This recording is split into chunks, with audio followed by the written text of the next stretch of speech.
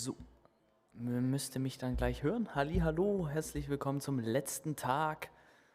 Das ist ein Test für den Livestream, ob der Ton auch so richtig ankommt, wie er denn auch sein soll. Wir werden sehen. Ich hoffe, ich kriege gleich ein positives Zeichen. Jawohl, super.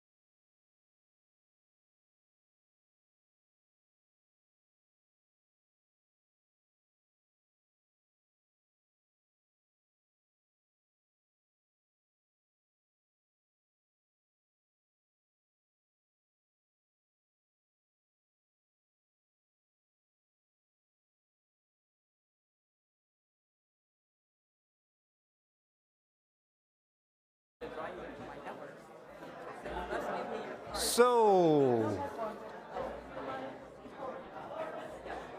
I think we should start now with our last plenary session. Thank you very much.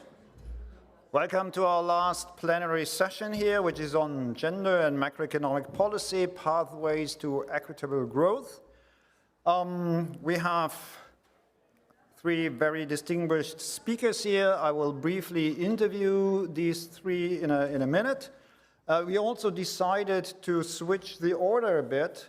So İpek will be first, and then we have the two presentations which are about fiscal policies, taxation, and so on. So with this plenary session, we continue the discussions of the previous days, starting from the evolution of feminist theories, feminist economics to theories and empirical questions. And now this plenary focuses on policy issues here. All these three speakers have played a significant, and I think it's correct to say, successful role in informing and advising actors, institutions, and politicians on gender issues. And I hope this discussion today can contribute to that and also involve you, meaning the academic audience here. So let me briefly introduce these three speakers, although I'm quite sure you're more interested in the presentations and not in what I'm saying here. But still, İpek İlkkaracan, which is next to me, will present first. She's a professor of economics at Istanbul Technical University, also research associate at Levy Economics Institute. We know there are several colleagues here. I see one over there, for example.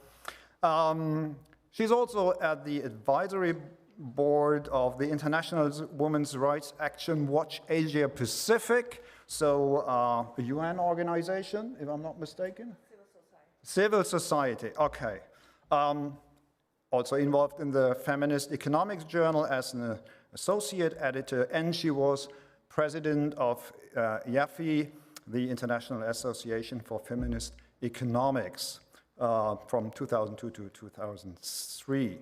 At Istanbul Technical University, she has founded the university's Women's Studies Center and many other positions which I cannot all inform you about.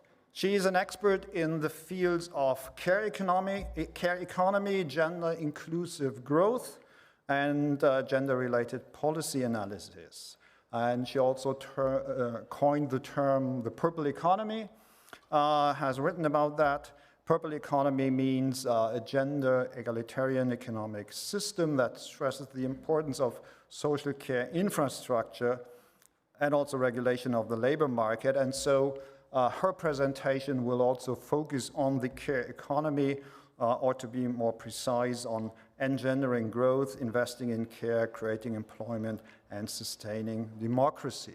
Before, however, we turn to her presentation, let me also briefly introduce the other two speakers here.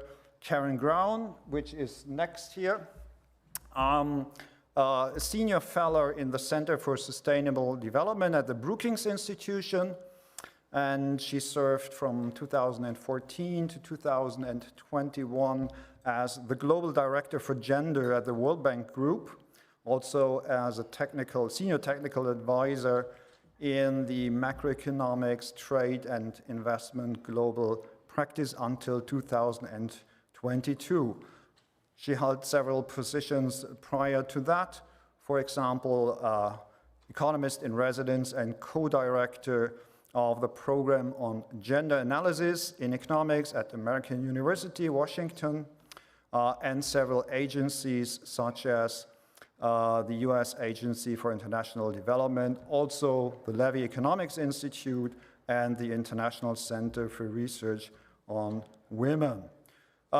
She's also plenty of publications, extensive work, especially in the field of development economics, but also climate change and fiscal policies. You might know her from the UNU wider program focusing on aid effectiveness, gender equality, And she has recently edited a compendium on innovations in public finance, a new paradigm for gender equality, climate adaptation and care, which includes several papers of also other contributors to this conference, such as Ursula Monaran, Jérôme de Hainaut, and also İpek has a paper in that book, so go to your bookstore.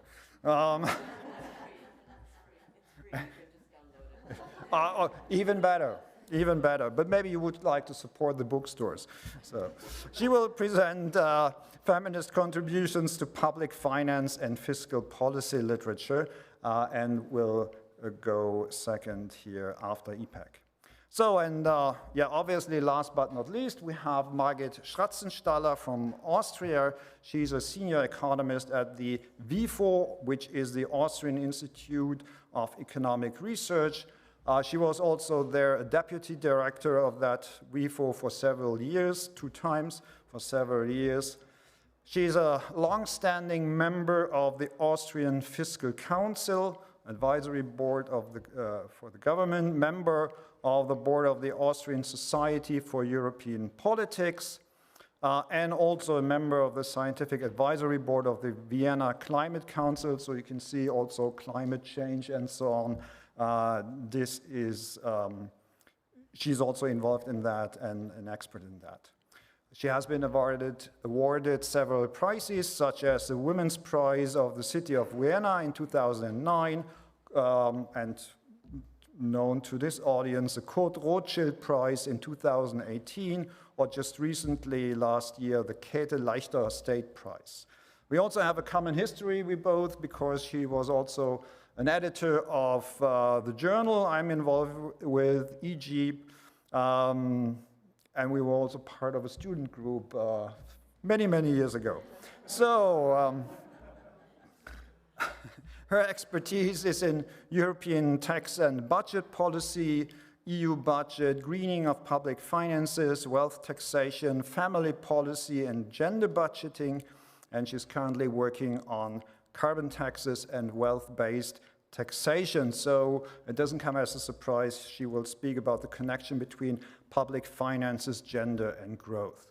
But, so thanks for joining us here. Thanks for having that you are going to present here for us. And we will start with the first presentation by İpek. So the floor is yours.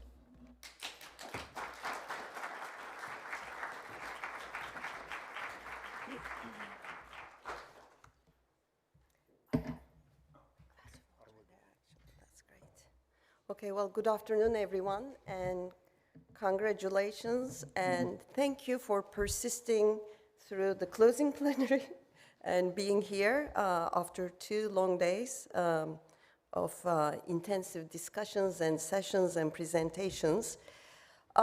So we have been discussing since Thursday theoretical and conceptual frameworks, models, methodologies, empirics of how to integrate gender into macroeconomic analysis.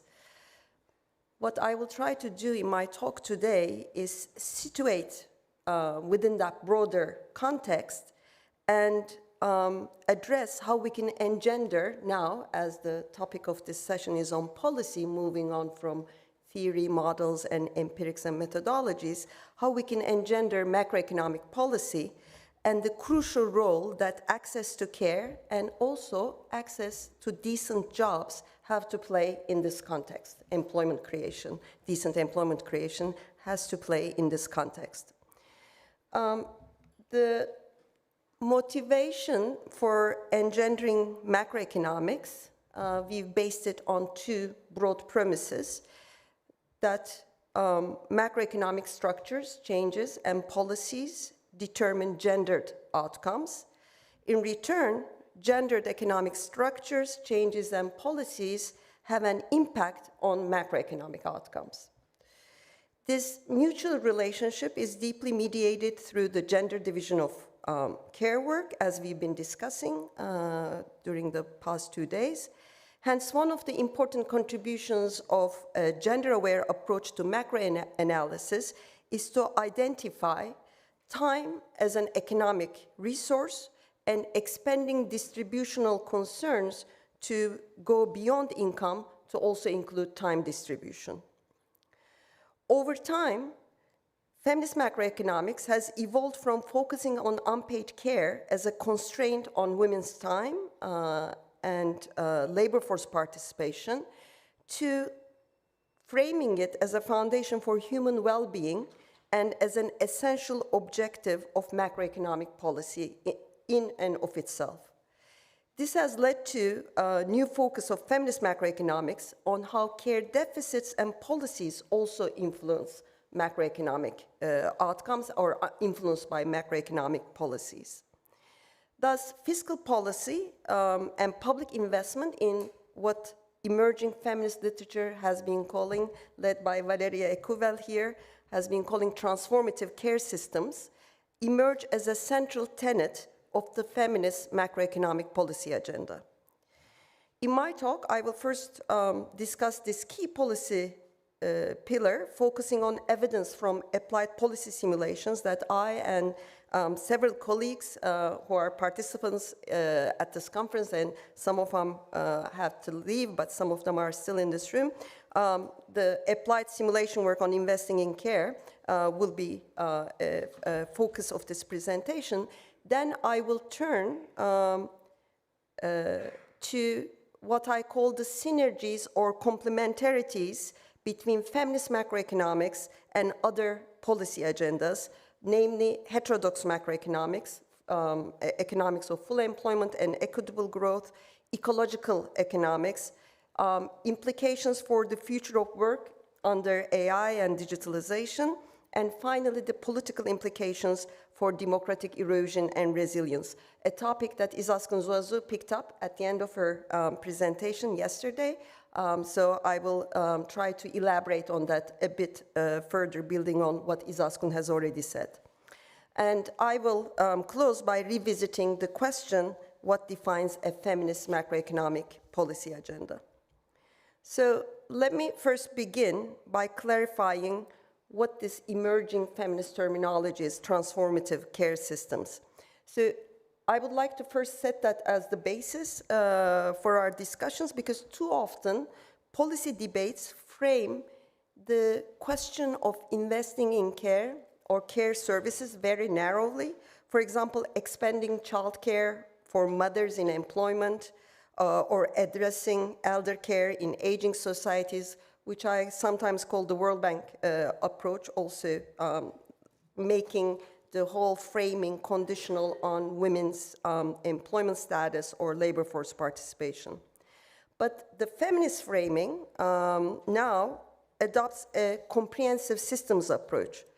The UN Secretary General's 2024 policy guidance white paper on the care economy, defines a transformative care system as a coordinated set of services, regulations, programs, policies, and infrastructure, macro-level infrastructure that consists of all of these, that aim to ensure access to quality care across the life cycle by restructuring how care is provided and valued. It aims to make care more inclusive, affordable, sustainable, and gender equitable, supporting both caregivers, care providers, but also care receivers. So this approach implies interventions, policy interventions across several dimensions, such as universal access to quality care services, time-saving physical infrastructure in contexts of less developed rural and urban areas, labor market regulation for work-life balance and decent care jobs, and policy coordination across macro-sectoral and legislative frameworks. My focus today will be on universal access to quality care services. And in the ILO's seminal 2018 report, Care Work and Care Jobs for the Future of Work, which again, Valeria was one of the leading authors, the framing of care services was formally defined and taken beyond the narrow focus on early childhood care and preschool education and long-term care to also include education, primary and secondary education, care of children of school age and youth, healthcare, and social services. So in countries with comprehensive care systems, employment in these sectors can reach over 30% of total employment compared to a global average of only around 11%. So there is tremendous scope there for expansion of paid care employment through public investments. In a simulation that we conducted using data from 45 middle and high-income countries representing around 85% of global population, we estimated that maintaining current care coverage to 2030 would require about 14.9% of GDP, which is what we call the status quo scenario, driven by population growth and demographic changes, while achieving universal coverage under what we call the high road scenario, which was defined in line with multiple sustainable development goals, indicators derived on the basis of the SDGs. This would require 18.4% of GDP. So an additional spending equivalent to 3.5 percentage points percent of GDP. So given the substantial investment needs, policy advocacy in this area faces predictable resistance from policymakers. The most common argument is, source of resistance is limited fiscal space. And I know this is what Caren's presentation after me will focus on, one of the issues that she will focus on, that care is not a spending priority in view of competing demands on public budgets. It's also been known that in context of high unemployment, policymakers, sometimes openly, sometimes behind closed doors, have been known to suggest that freeing women from unpaid care work could worsen job competition and worsen the unemployment problem. Also, increasingly, what we've been encountering is conservative narratives about gender roles reinforced by pronatalist policies. A further objection or ambivalence is based on something that also came up in discussions at this conference, that care sectors are low productivity and therefore offer limited potential for sustained growth. So in response, feminist economists have reframed care, not particularly in response to the resistance on the basis of limited fiscal space, reframed care not as consumption expenditures, but as investment with returns as social infrastructure. On that front, conceptual contributions by Diane Elson and Sue Himmelwhite, I think I saw Sue, I'm not sure where Diane is, yeah, they're also here, and the UK Women's Budgets Group, of which they're founders, have been crucial in developing this framework. The argument here is that care expenditures, like physical infrastructure, yield returns into the future, economic returns. So this shift opened up a new analytical space for feminist macroeconomic policy, exploring what we call, beyond the well-known social returns to care investments, exploring also the economic returns to investing in care. Building on some of the discussion by Diane, Özlem, Elisa, particularly Özlem, because she talked about this on the basis of their findings through in a number of different country contexts in the opening plenary. I would like to emphasize that here that we can think of returns to care investments on both the supply and the demand sides. On the supply side, access to care services alleviates time and mobility constraints for caregivers who are predominantly women, increasing the probability of their labor force participation, but also possibly the probability of their participation in education, in public sphere activities. It also supports employed workers' work-life balance. Again, it is usually primarily women in employment who suffer from work-life balance issues and from time poverty. It helps to reduce time poverty with possible spillover effects onto enhancing productivity and also overall well-being. Access to quality care also improves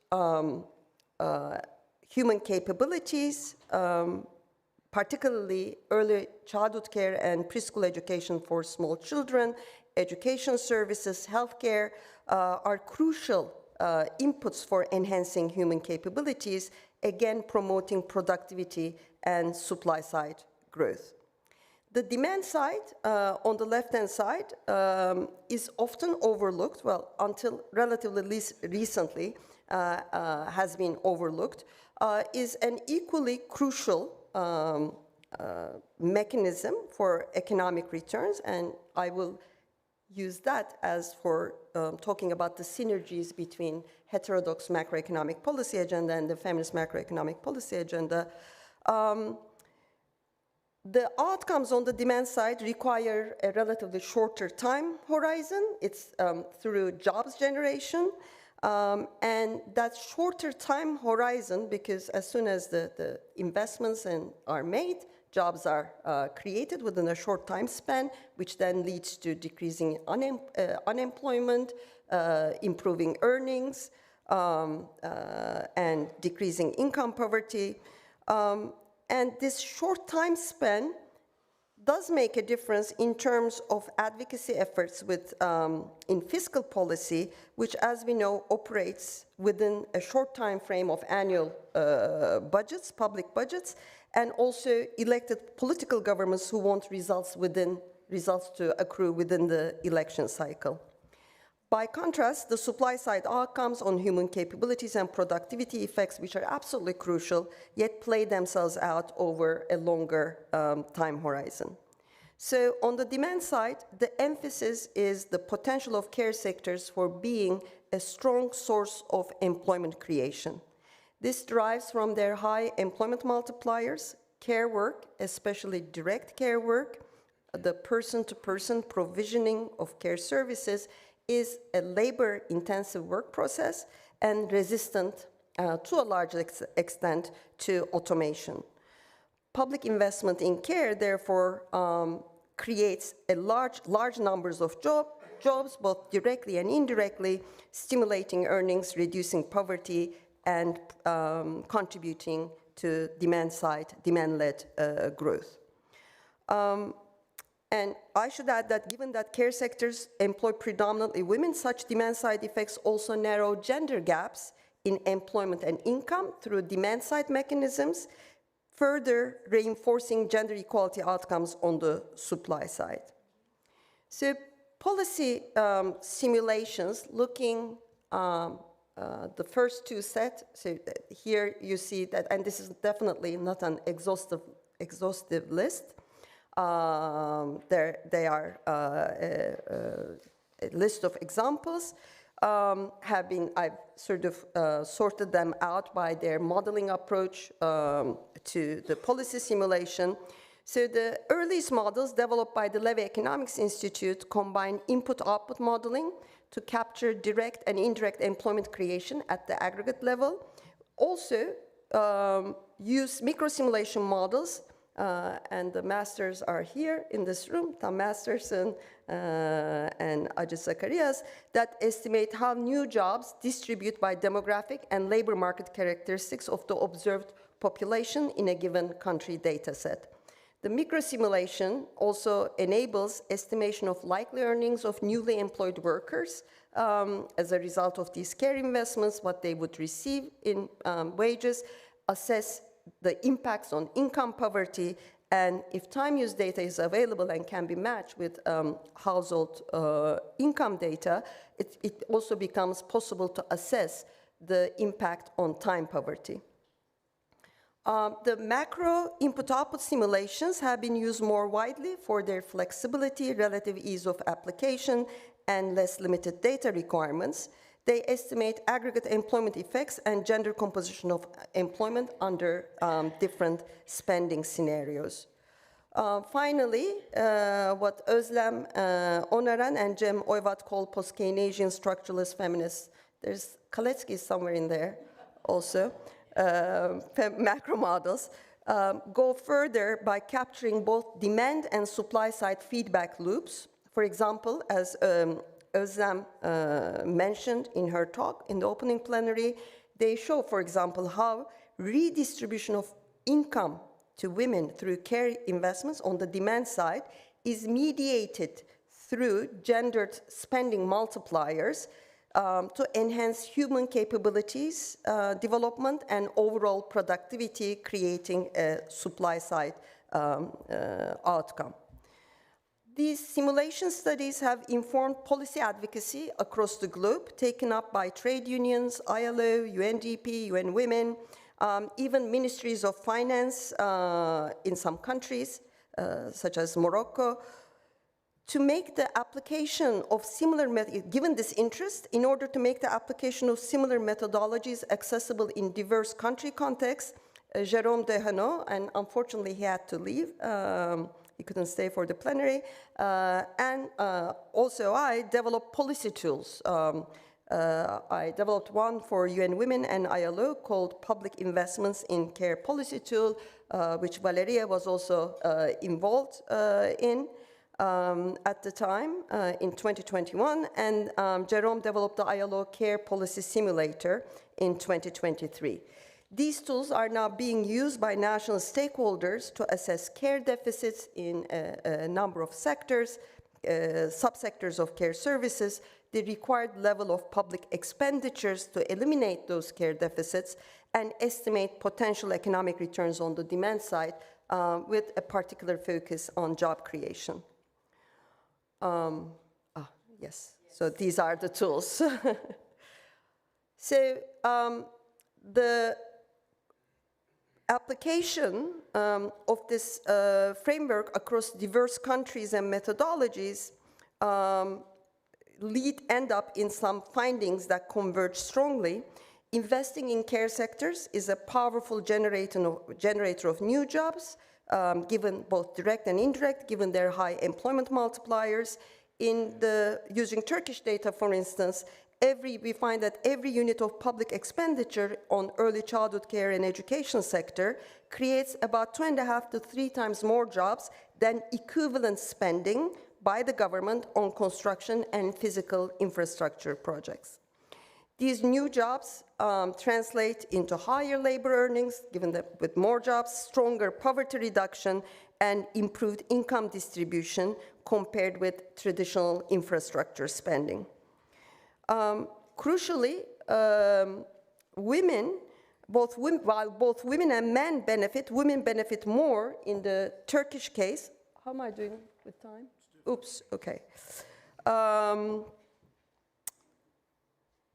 For example, with Turkish data, we find that about 70% of the new jobs created via government spending on the childcare sector are to employ women, thereby narrowing gender and intersectional inequalities in employment and earnings, but also there's substantial job creation, employment creation for men.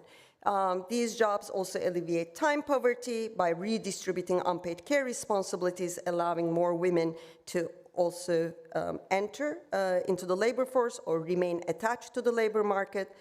And because care investment raises taxable incomes through substantial job creation, the studies commonly find that there are stronger fiscal returns effect and therefore self-financing potential. Here is a figure from the paper that Ki-Jong Kim and I did, the 45-country simulation that I had just mentioned, which was published as one of the chapters of the ILO Care Work and Care Jobs report.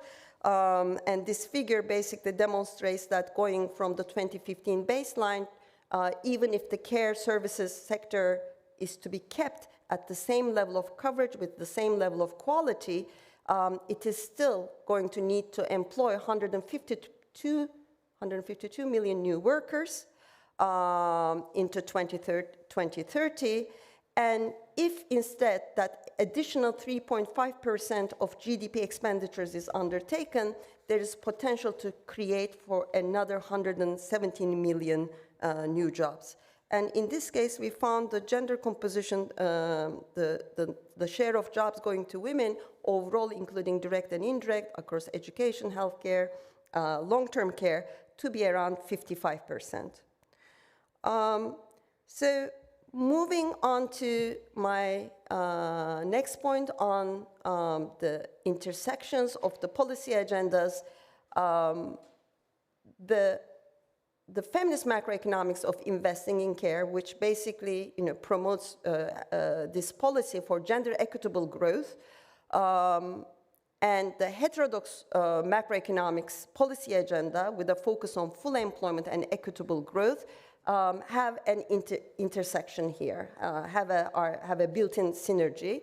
So the discussion moves from unpaid care work as a time constraint on labor supply and treating care as a public good to also looking at investing in expansion of paid care jobs as a booster of labor demand. But as we have seen, the magnitude and composition of fiscal spending matters for the magnitude of whether the government decides to put that fiscal allocation to physical infrastructure versus social infrastructure has concrete outcomes in terms of the level of jobs generation, its composition, and distributional outcomes. So here are some quotes from some leading economists on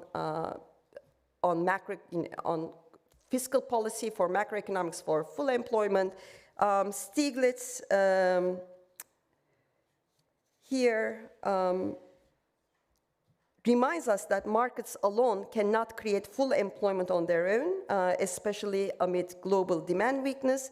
He argues for proactive industrial and fiscal policies that prioritize labor-intensive sectors, such as education and health, which are both central components of the care economy. Dani Rodrigues similarly emphasizes that the erosion of good, secure jobs is not only an economic problem, but a threat to social and political stability. And the work that Izaskun and I are involved together aims to put this outcome in a gender and macro framework. The UNCTAD Trade and Development Report from 2017, which Elisa was one of the authors, notes that the type of public spending matters, and spending on social services, in particular care activities, enjoy these high multiplier effects, employment multipliers. And the report also marks that employment challenges associated with structural and technological change, AI and digitalization, and I think this was the first report that that actually identified this context, transforming care activities into decent work should become an integral part of strategies aimed at building more inclusive economies. And finally, a UN Secretary General report calling on all member states for 12 commitments brings up investing in care under 2 of these commitments. One of them is on gender equality.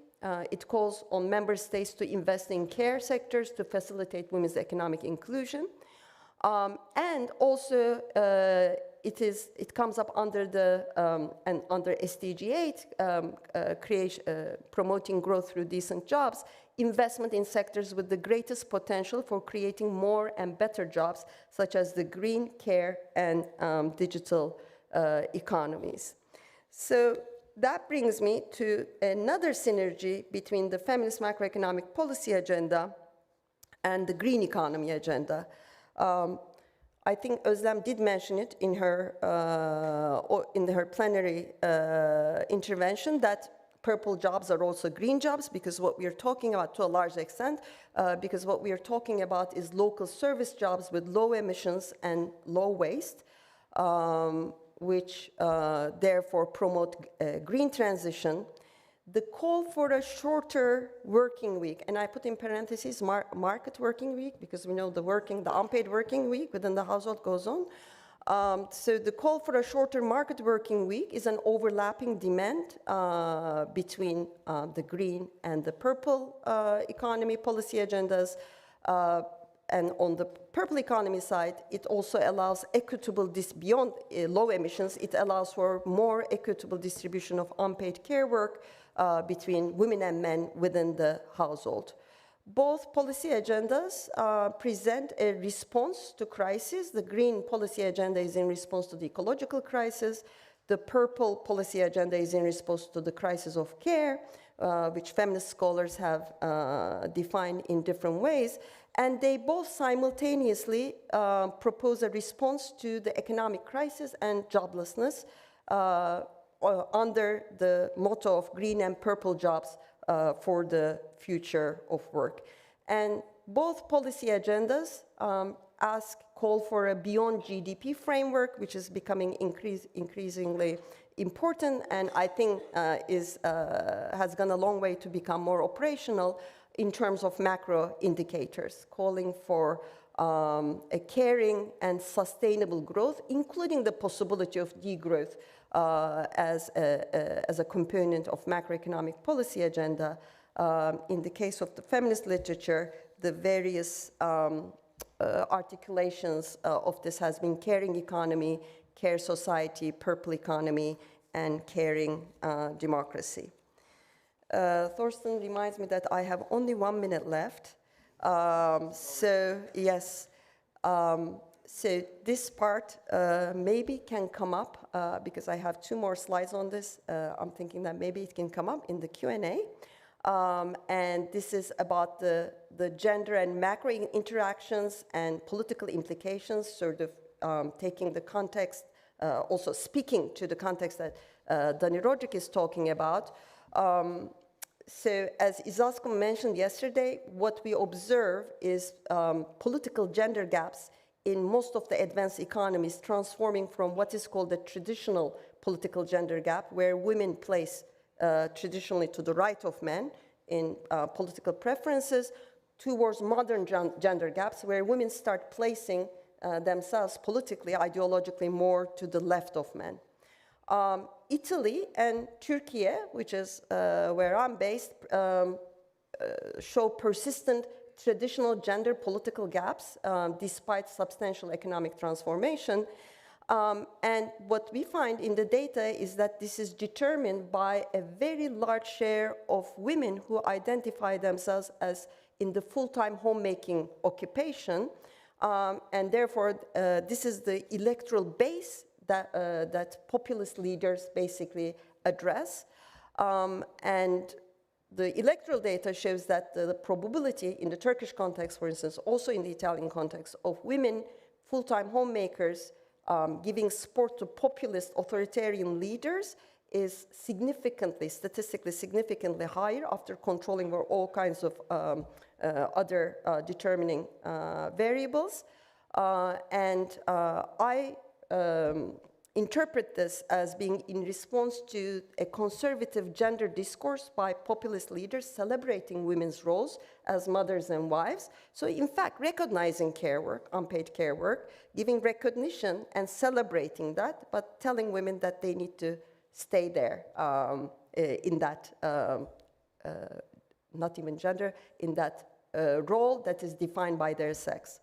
And also, I argue that this returns into a vicious cycle as when authoritarian populist regimes come to power in order to appeal to this particular group of women, they start implementing economic and social policies such as cash transfers for care, pensions for homemakers, and a whole series of pronatalist policies.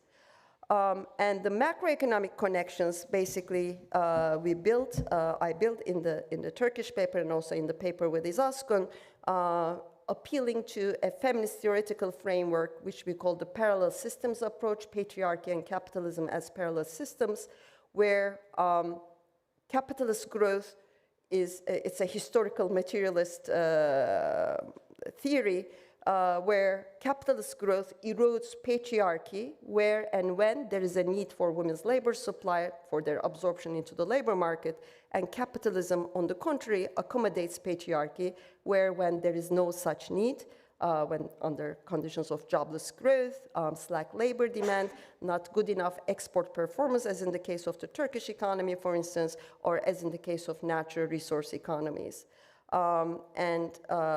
I call Turkey the example of jobless growth, or not sufficient jobs generating growth over a long sustained period of time vis-a-vis the population and rural to urban migration patterns, and leading to a large share of women homemakers amongst the electorate, leading to the situation that we've been in the past 20 years. Whereas Spain, as the opposite example, where upon joining the EU, what we observe is robust jobs generating growth, a very rapid absorption of women into the labor market, and a reversal in economic and social policy and care regimes from being familial to socialized care regimes, and therefore creating what I call virtuous cycles. Thank you.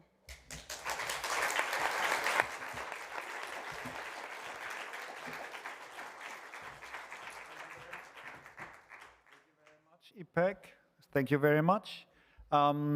Please memorize all your questions, take some notes, because again, we will have a joint discussion afterwards.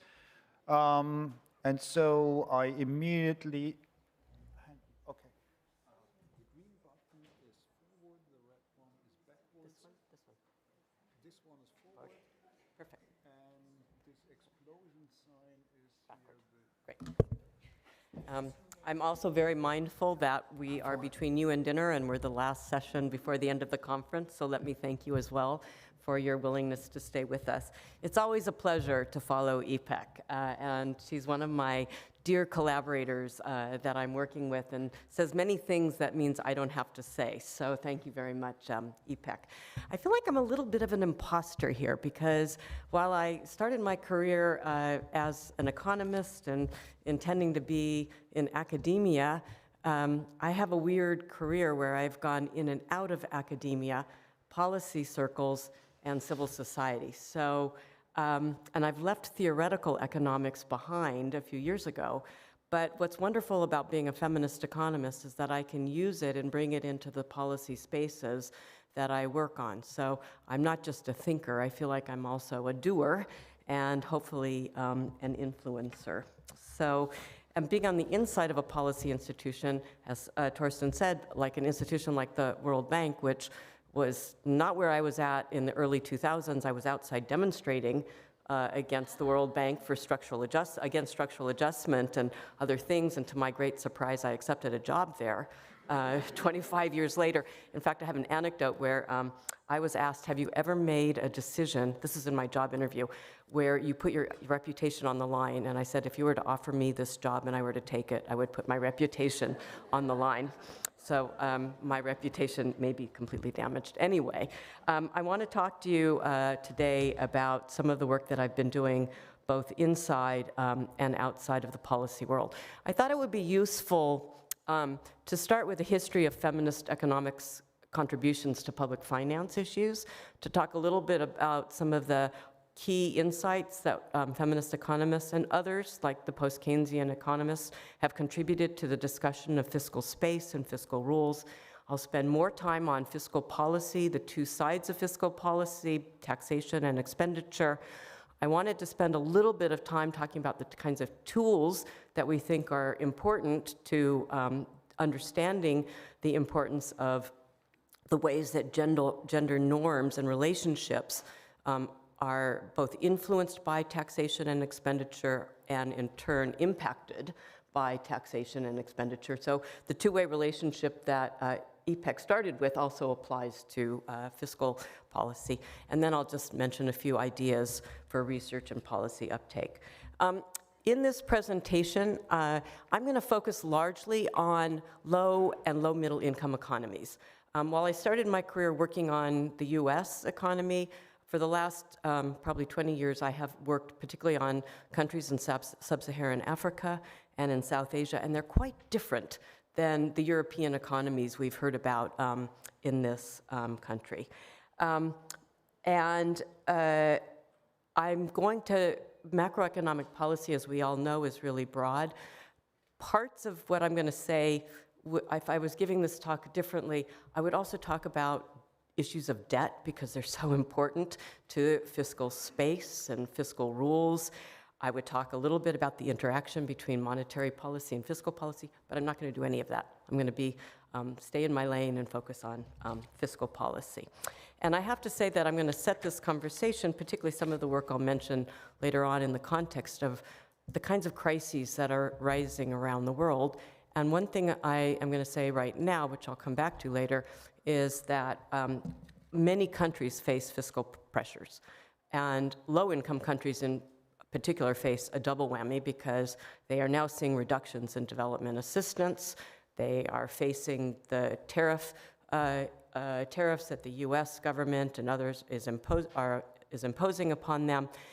And the room for maneuver is hard. So some of us have coined the next few years as the tax decade for development. It is about domestic resource mobilization. And that has serious challenges in low and middle income countries. So I thought I would introduce to you, and apologies for those of you who have seen it, a really great diagram that Diane Elson, my collaborator, has pointed out. I think you first did this at the Keith Griffin lecture or somewhere else, I don't remember where, about the various levels of fiscal policy. The macro level, where we look at aggregate levels of revenue and expenditure relative to GDP, so the tax GDP or the expenditure GDP ratio. We look at the behavior of fiscal policy over economic cycles, and in particular, the policy stance in many countries while there might be a dual objective of of inflation and employment, often inflation gets the priority over employment objectives. There's the meso level of fiscal policy, which is the composition of revenue and expenditure and the balance between, for instance, on the revenue side, direct and indirect taxes, or the distribution of expenditure in terms of different sectors, for instance, the social sectors that İpek described versus other sectors, and I'll touch on that in just a minute. Often overlooked in the literature is the importance of the administration of taxes and the delivery of services. And this is political economy and governance, but it has real world implications for the ways that people interact with the fiscal system. And there's a lot of gender issues that come up in terms of administration and capacity. And finally, it has to do with the level of government that's responsible for administration of revenue and expenditure. And India is a really good example here, where revenue is raised by the national government, but it's the state governments and the municipal governments that are responsible for expenditure.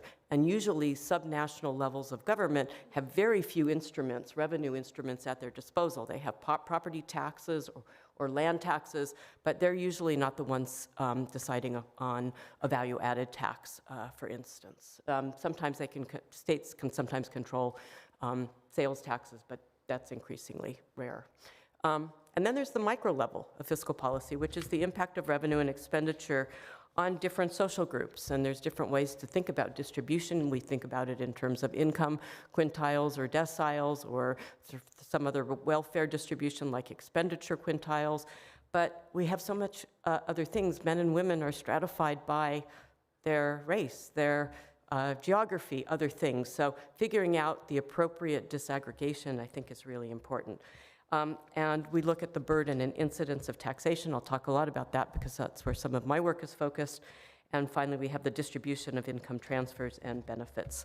So this is a slide that I'm going to apologize for. It gives, I have some peril at showing this because I'm going to apologize because it's incomplete, and I'm sure I've forgotten some of you in putting this on, putting your names on this. I forgot Alyssa, for instance, but I realized I forgot one thing. But the left is essentially to show you that feminist economists have written about fiscal space and fiscal policy, tax and expenditure for a very long time. And I wanted to remind us that at the macro level, Niechoj, who Diane mentioned, in her opening plenary, was one of the first to write a piece called Feminist Fiscal Policy, Gender Budgets and Beyond, which she did actually as an academic publication, but it had real-world implications at UNDP. I contributed with various collaborators at the MESO level looking at gender and taxation. I wrote a book with, edited a book with Imran Valodia that had contributions from Sue and Jerome and Daniela Kasali from South Africa, Abena Oduro from Ghana. We had contributions from India. It was a book that looked at 7 countries at different levels of development with different types of regimes and economic structure, and we wanted to unpack how gender inequalities interacted with fiscal systems. And then, of course, Sue Himmelwhite has contributed a lot on the expenditure side, and there's been people who have been writing about the holistic approach. But the right-hand side, I didn't have enough room to put all of the authors in, has really exploded with research over the past 15 years, particularly with people, and I would cite here, looking at macro-level fiscal space, Stephanie Seguino, for one who I think is just an amazing thinker on macro-levels issues, Jayati Ghosh, who might be known to many of you, of course, Aslam, İpek, Ajit, and collaborators at the Levy Institute, whose work I think is really important. You know, if I was to put other names up here, there would be a lot of neoclassical economists who have written about this. They're not necessarily feminist, but they do write about gender and expenditure and taxation. And I would love to have more names from the field of economics that I identify with more closely. So this is a plea, particularly for the students, to start to think about fiscal policy issues as you do your research. I was going to put this last, but Aslam convinced me to put this slide first. This book, this compendium that was mentioned, is coming out. We have 13 chapters. It's coming out for 3 chapters at a time for the month of October. We're going to launch it on November 12th. This has contributions by Aslam and Jem, Jerome, İpek, and including some mainstream neoclassicals who are open to heterodox thinking. What we propose is a new paradigm for fiscal space and fiscal rules. It tries to bring forward a holistic approach that embeds gender equality objectives in fiscal policy through a holistic approach that connects taxation with expenditure. Often these things are examined in some of the literature in isolation or in silos, as opposed to this approach that really needs to understand the interaction. There are chapters that argue, as İpek has done for public investment in care services, but looks at the real world in country studies, Ghana, India, Albania, and Colombia, about whether we can have public investment in a universal care system and how countries actually struggle with doing that. And then we have a section on aligning domestic public resources with climate adaptation finance. I'm not going to talk too much about that, but I think that's a really important emerging issue. Care has not yet been discussed here as an adaptation strategy for climate change. But if you think about the consequences of climate change, care can both help countries, households and communities to withstand some of the horrible effects and maybe become more resistant, but it's also a way of building resilience to future events. And we do some interesting work on trying to understand how finance can bring these two together. And then finally, focusing on the administration and technical capacity at the national and local level. And this deals at the policy side with attempts, I don't know how many of you are familiar with those attempts to bring gender budgeting and climate budgeting together, which in my view has a long way to go, but at least is a starting point. So let me just give you some highlights from the macro level literature that I think are really important to remind us, like where we're coming from, particularly in terms of trying to really redress some of the shortcomings of mainstream definitions of fiscal space, which are debt-focused, have a short-term time frame, focuses on countries' borrowing capacity, and public expenditure, which is viewed as discretionary, which İpek, I think, if you didn't say that, you said current consumption, but as discretionary.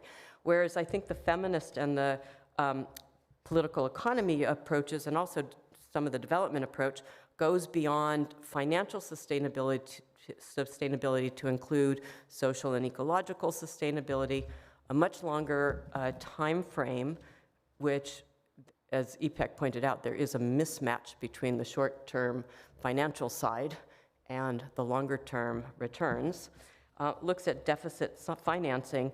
And on this side, on the deficit financing, I do want to shout out interesting new work by both Stephanie Seguino and Jayati Ghosh, particularly. She's got some really great work on debt and when it's appropriate for countries to borrow and how they can do so.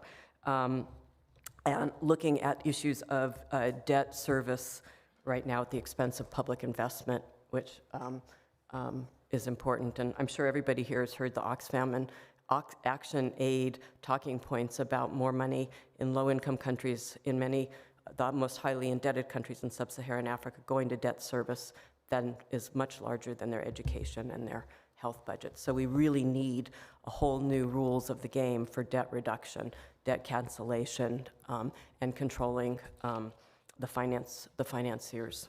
So that's important. And finally, the macro policies and regulations that can expand fiscal space. So some examples from feminist economics. İpek alluded to some of them. I'll talk about this more in the next slide, and some of the our compendium chapters talk about this. Fiscal space is not a fixed or scarce envelope. It can be expanded and it can be reduced at the same time, and it's important to understand for when that happens. When it's aligned with social, economic, and environmental sustainability, good public investment can create a virtuous feedback loop that can expand fiscal space over time. And I think that's what we're really aiming to create. There's so much work on feminist economics on crises and austerity. There's a lot of attention in this literature to the ability of countries to use counter-cyclical policies, expansionary measures during times of downturns that can be consolidated in recoveries while protecting core social infrastructure and care spending, so that the stabilization phase of post-crises is compatible with gender equality goals. And this, I said, fiscal space can be diminished or contracted when the failure to spend counter-cyclically worsens it. So it's really important to have well-timed counter-cyclical spending that can attenuate recession-driven squeezes. And I also think it's important, this is another point that comes from Stephanie Seguino, that mitigating hysteresis is also important. Counter-cyclical spending can protect labor productivity by limiting long-term unemployment and deprivation in the way that Diane also used it in terms of depletion of capabilities. And given women's roles in social reproduction, it also prevents long-lasting harm to children, which I think is really important in the longer term. Now, you can expand fiscal space through investment in the right type of infrastructure, as we talked about. I'm not going to spend too much time on this. Physical infrastructure. The one point that I haven't heard coming up in this conference, which matters for the countries that I work in, is that investment in physical infrastructure is really important for women's unpaid work, because it's women's unpaid time that compensates for infrastructure deficit. So key infrastructures is transport, energy, water and sanitation, and the challenge for many low-income countries is to invest in that infrastructure in green ways and skipping the fossil fuel type pathway to a different pathway. But these things need appropriate design that actually pay attention to things like increases in access and safety and time savings. So you have to, while you're thinking about the macro picture, you need to think at the micro level of all the design issues that come into it.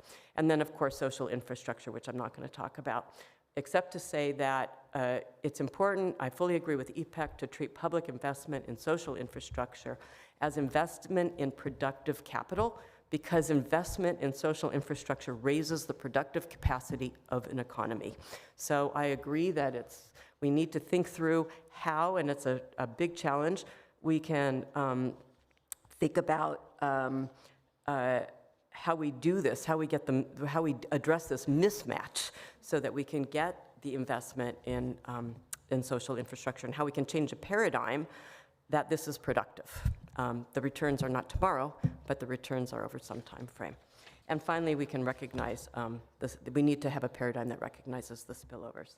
So I want to turn now to the meso level, which is where some of the work that I have also been doing comes in. And on the fiscal side, besides the public investment that we've talked about of creating jobs, particularly, which are important in the short term, and capabilities in the long term, we need to think about other things we do on the expenditure side, which is expenditure switching.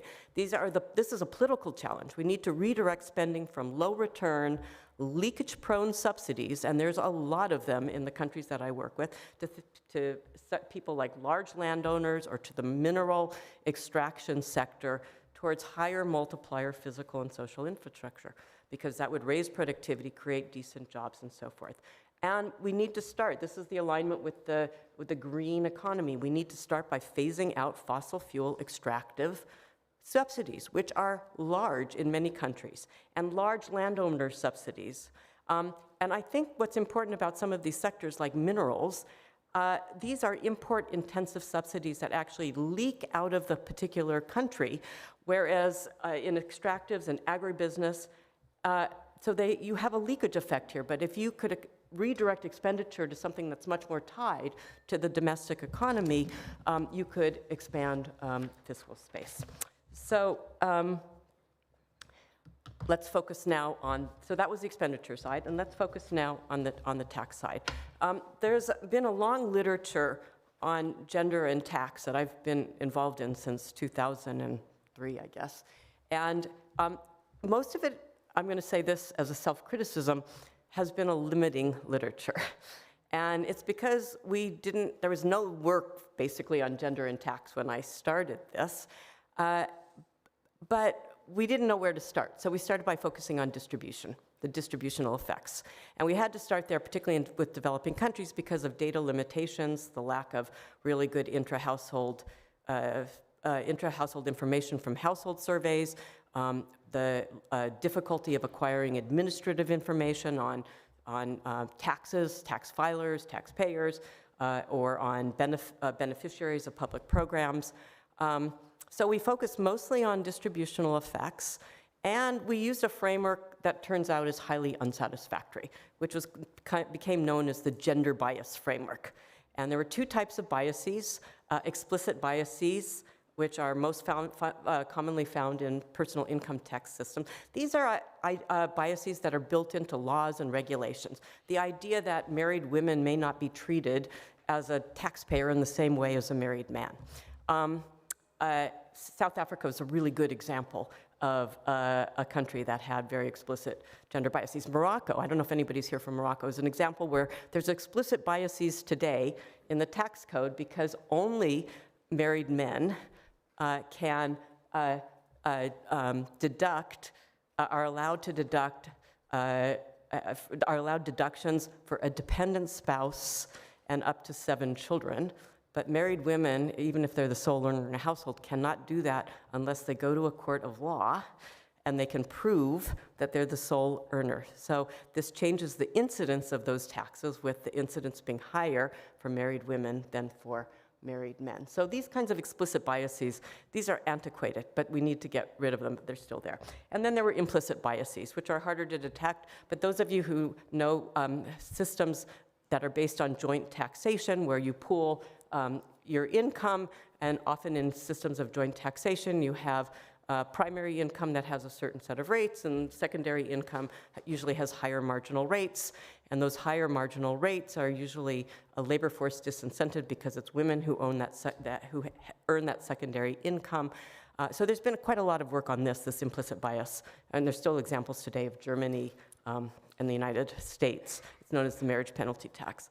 And this approach, though, while a good first step, it trapped us into looking at a very narrow set of issues. And with the rise more recently of the necessity to talk about how revenue needs to be raised by countries, we have decided that we have started to focus on a different approach that looks at domestic resource mobilization as a whole, connected to how decisions are made for how to spend it. So and this is an important conversation this year politically. I don't know how many of you are familiar with the UN Finance for Development agenda. There was a big conference that took place in Sevilla, Spain, a few months ago. And the biggest question is, how are countries going to raise money? What are they going to do in terms of their tax systems? So, and this is particularly important in low-income countries where the debate is really about what are the minimum, how can you raise revenue from different handles or instruments, and what's the minimum budget for a functioning government to provide a set of basic services. And on average, low-income countries collect just 14% of their GDP in tax compared to 38% in higher income countries. I'm simplifying this quite a bit. The higher income countries have debates about how to spend their money. Many of them have high tax to GDP ratios, but there are debates about the additional needs posed by things like the aging population or and demographic changes, as well as the climate crises, for raising more revenue.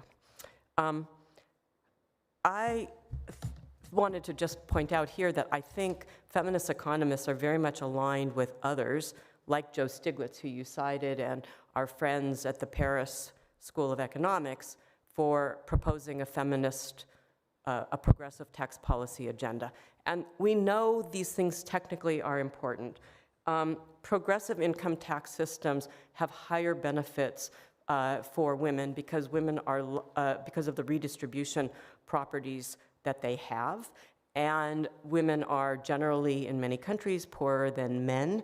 So progressive systems play this important role. We know, and I'm not going to talk about it, but many corporations, businesses, multinational corporations are not taxed at the same rate as labor income. That's a very important tax handle, and there's a lot of work to be done there.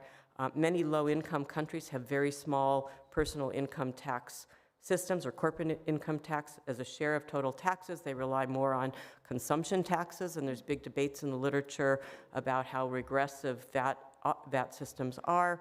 I tend to fall out on the point that we want to keep VAT as broad-based as possible, because you want to be able to fund things on the expenditure side that you can't really do with taxes. And I think that explicit bias framework got us into traps like saying, oh, countries should just exempt menstrual apologies to the UK and some of this menstrual hygiene products from sales taxes. Well, no, they shouldn't, because they're often a subsidy to rich women as opposed to poor women. Usually it's the retailers who pocket the additional financing. You don't see price changes for low-income women. That's not a good idea. You'd rather raise as much money as possible and figure out how you're going to subsidize, on the expenditure side, different kinds of menstrual hygiene products for women and girls. I mentioned tax administration being important for tax policy reform. This needs a lot more attention, but we've done a lot of work to show how aggressive, in terms of enforcement, particularly of certain types of taxes, does fall differentially on women versus men. I've been involved in studies in Pakistan as well as Uganda, which shows that aggressive practices, sexual harassment, sexual violence, social stigma falls higher on women than men, and this affects compliance behavior. I'm not going to talk too much about this, but if there's in the conversation, we can talk more. At the micro level, because I know I only have a few minutes, I wanted to say there's a number of tools. What was that? 1 minute. I heard 1 minute. There's a lot of tools for understanding both static as well as dynamic responses to fiscal policy. Often benefit incidence, when we started this work many years ago, benefit incidence was done separately than expenditure. This is for developing countries. This is not true in the EU, where we have tax benefit models that look at overall net distribution, but this hasn't been the case for many of the low-income countries. But I wanted to just say that I think the tool and I'll come back to this, I've worked on a tool called the Commitment to Equity approach, which is a static incidence analysis, but there's also microsimulation models, which I'll mention in the next slide, which looks at how much income distribution and poverty reduction is being accomplished through fiscal policy. So it takes you through the stage of different types of taxes and when you pay them and different types of public expenditure. And I like this approach because it both gives us the distribution and the modeling can tell us about the behavioral effects. So one of the things, though, is that this particular tool is gender blind.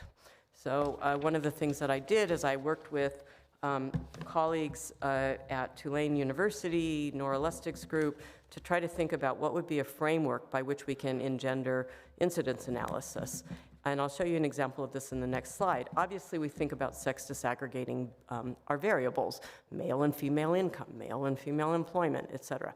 But we need to go beyond that. And I think the important thing is to explicitly bring in social reproduction and use time use data in incidence. I don't have time to go through how we do that, but I think it's a really important way to go. And I'll show you one example if I can go for one more second on the next slide. But one of the things that I think is important is many developing countries don't have individual level data. Our data is at the household level.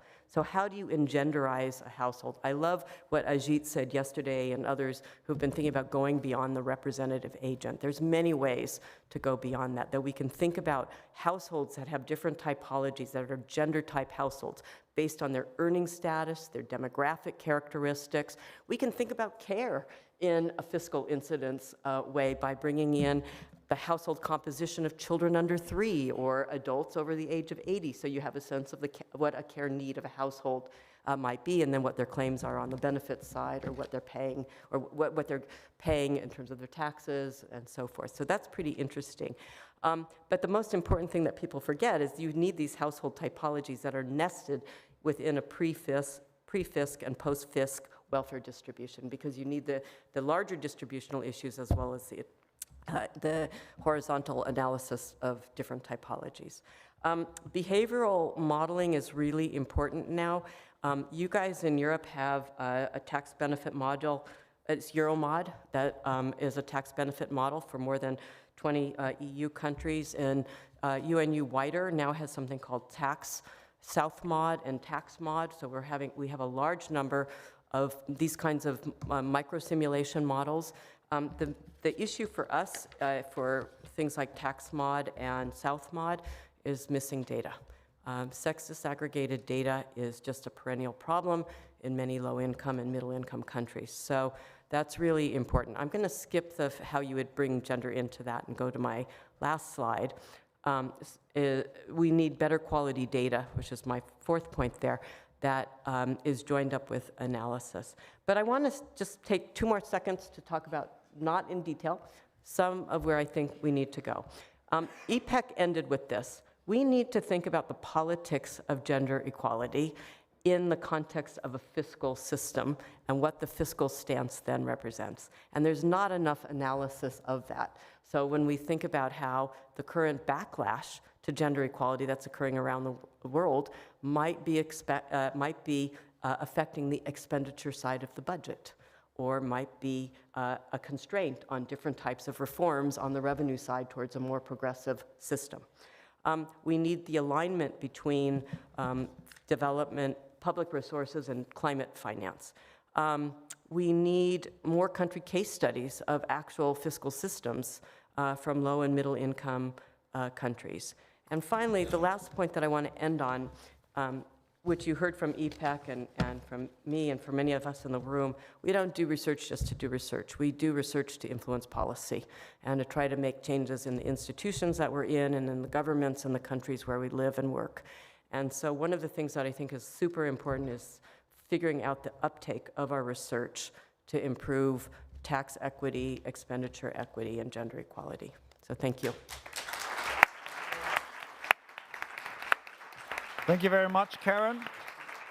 We will proceed now with the third presentation by Margit Schratzenstaller. Margit, the floor is yours.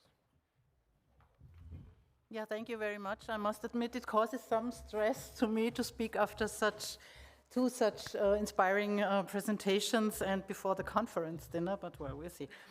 First of all, congratulations to a great conference and the attempt to demonstrate the relevance of gender aspects for basically all fields of macroeconomics and macroeconomic policy.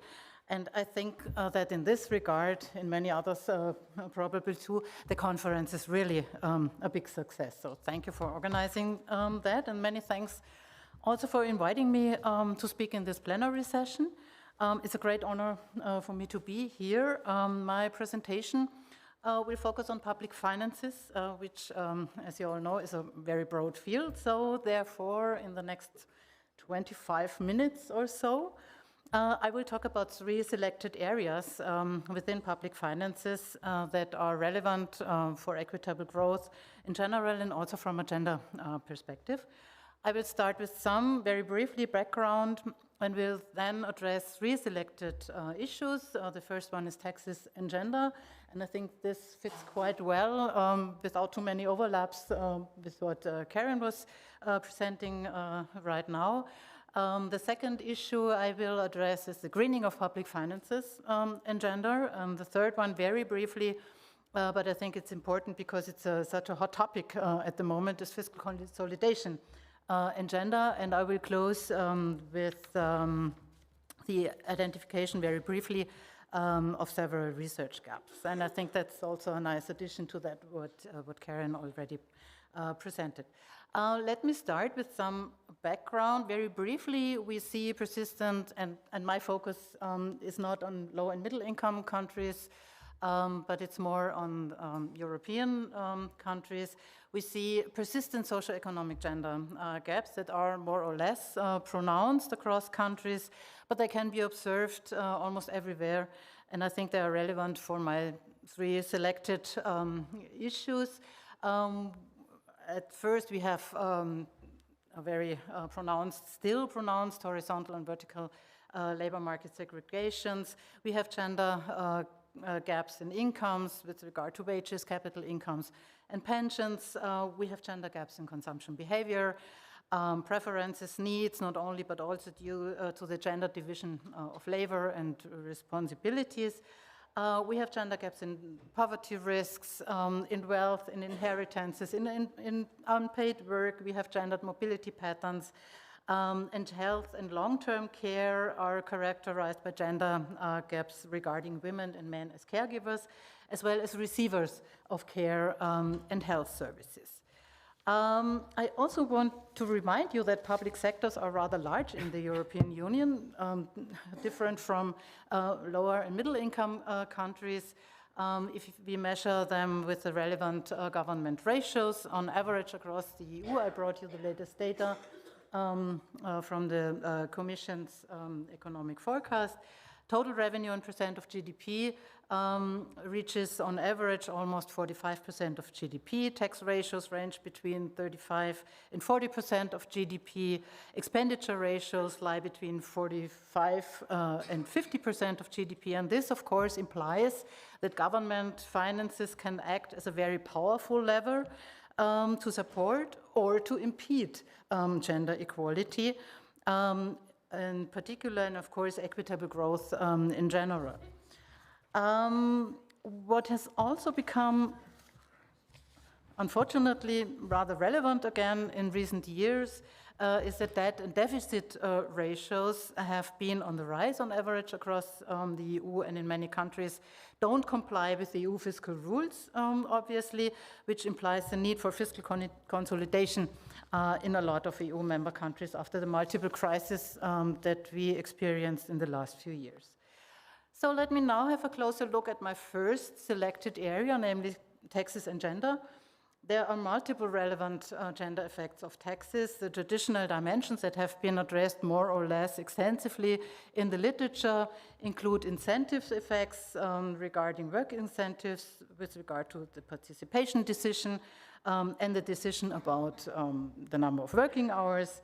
And taxes shape, of course, also incentives for the intra-household allocation of paid and unpaid work.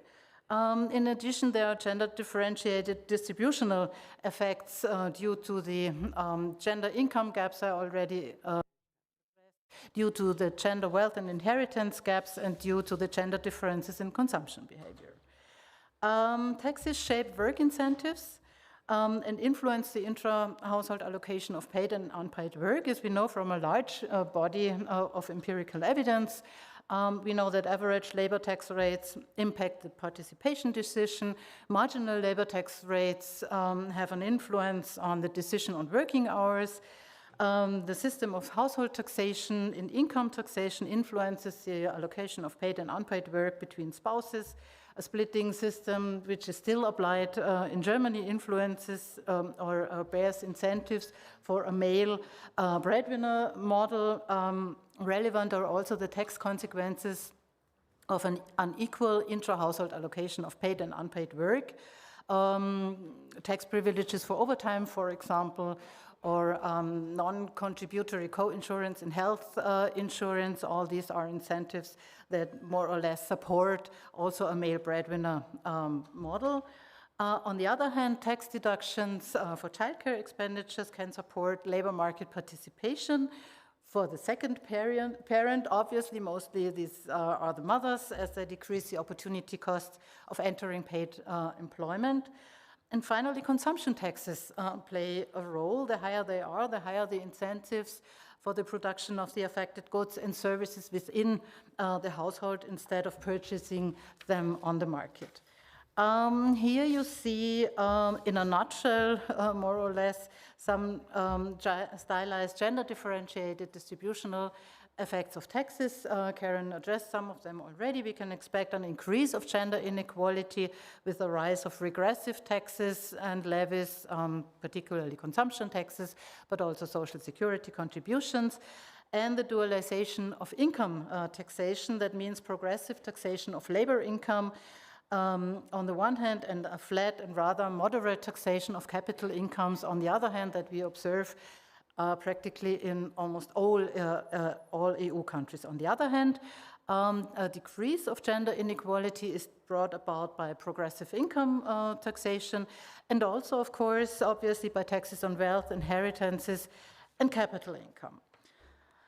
There are several gender-relevant long-run taxation trends that can be observed across the EU. Some of them are gender inequality increasing, the low and the decreasing weight of wealth-based taxes, obviously the dualization of income taxation, the reduction of capital income tax rates, the reduction of top income tax rates, the increase of regular VAT rates that we have observed in a number of European countries, and the extension of carbon taxation for basic needs, for example, for heating.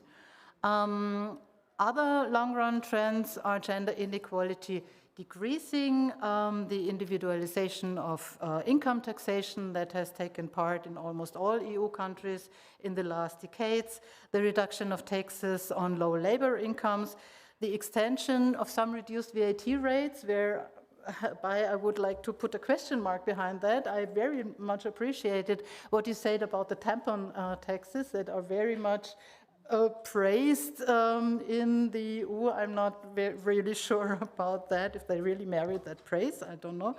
And recently we also observe some increase of capital income tax rates and an extension of carbon taxation for certain activities, for example, air travels that are more dominated by men.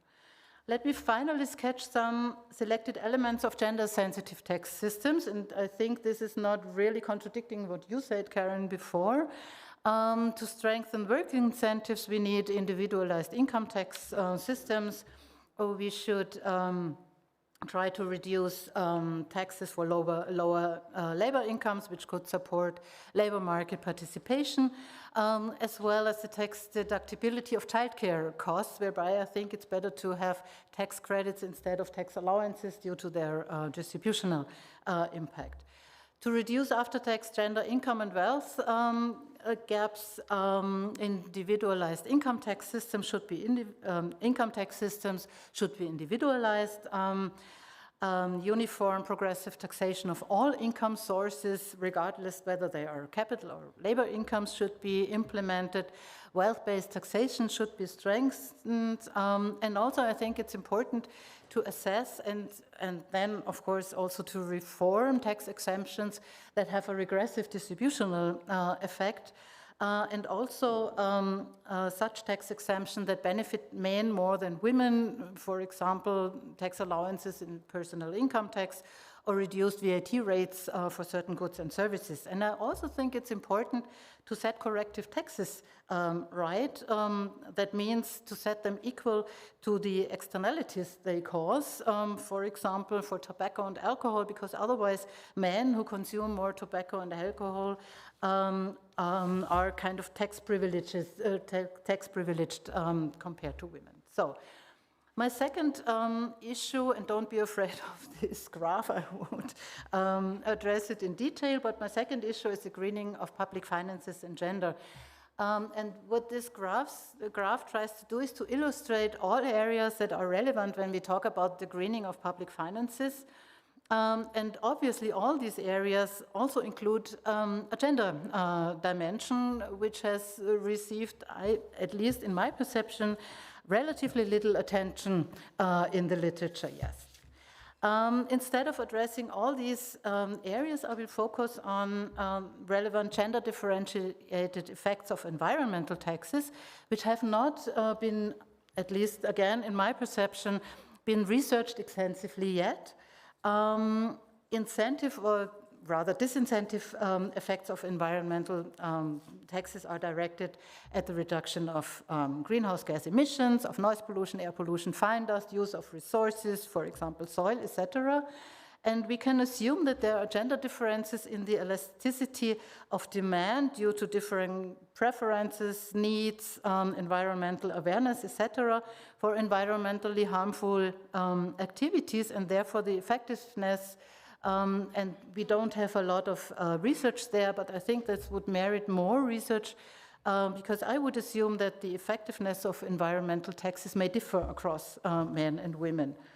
And it's also plausible to assume gender differentiated distributional effects of environmental taxes due to the gender income and wealth gaps, due to socio-demographic gender differences, for example, the choice of residence, due to gender differences, and we know that from the empirical literature that there are gender differences in environmental awareness, and there are also gender differences in demand and consumption behavior, which result from gender differences in the division of labor and responsibilities, and also gender differences in consumption preferences, conspicuous consumption, dietary habits, etc., play a role here. We also know that from the empirical literature.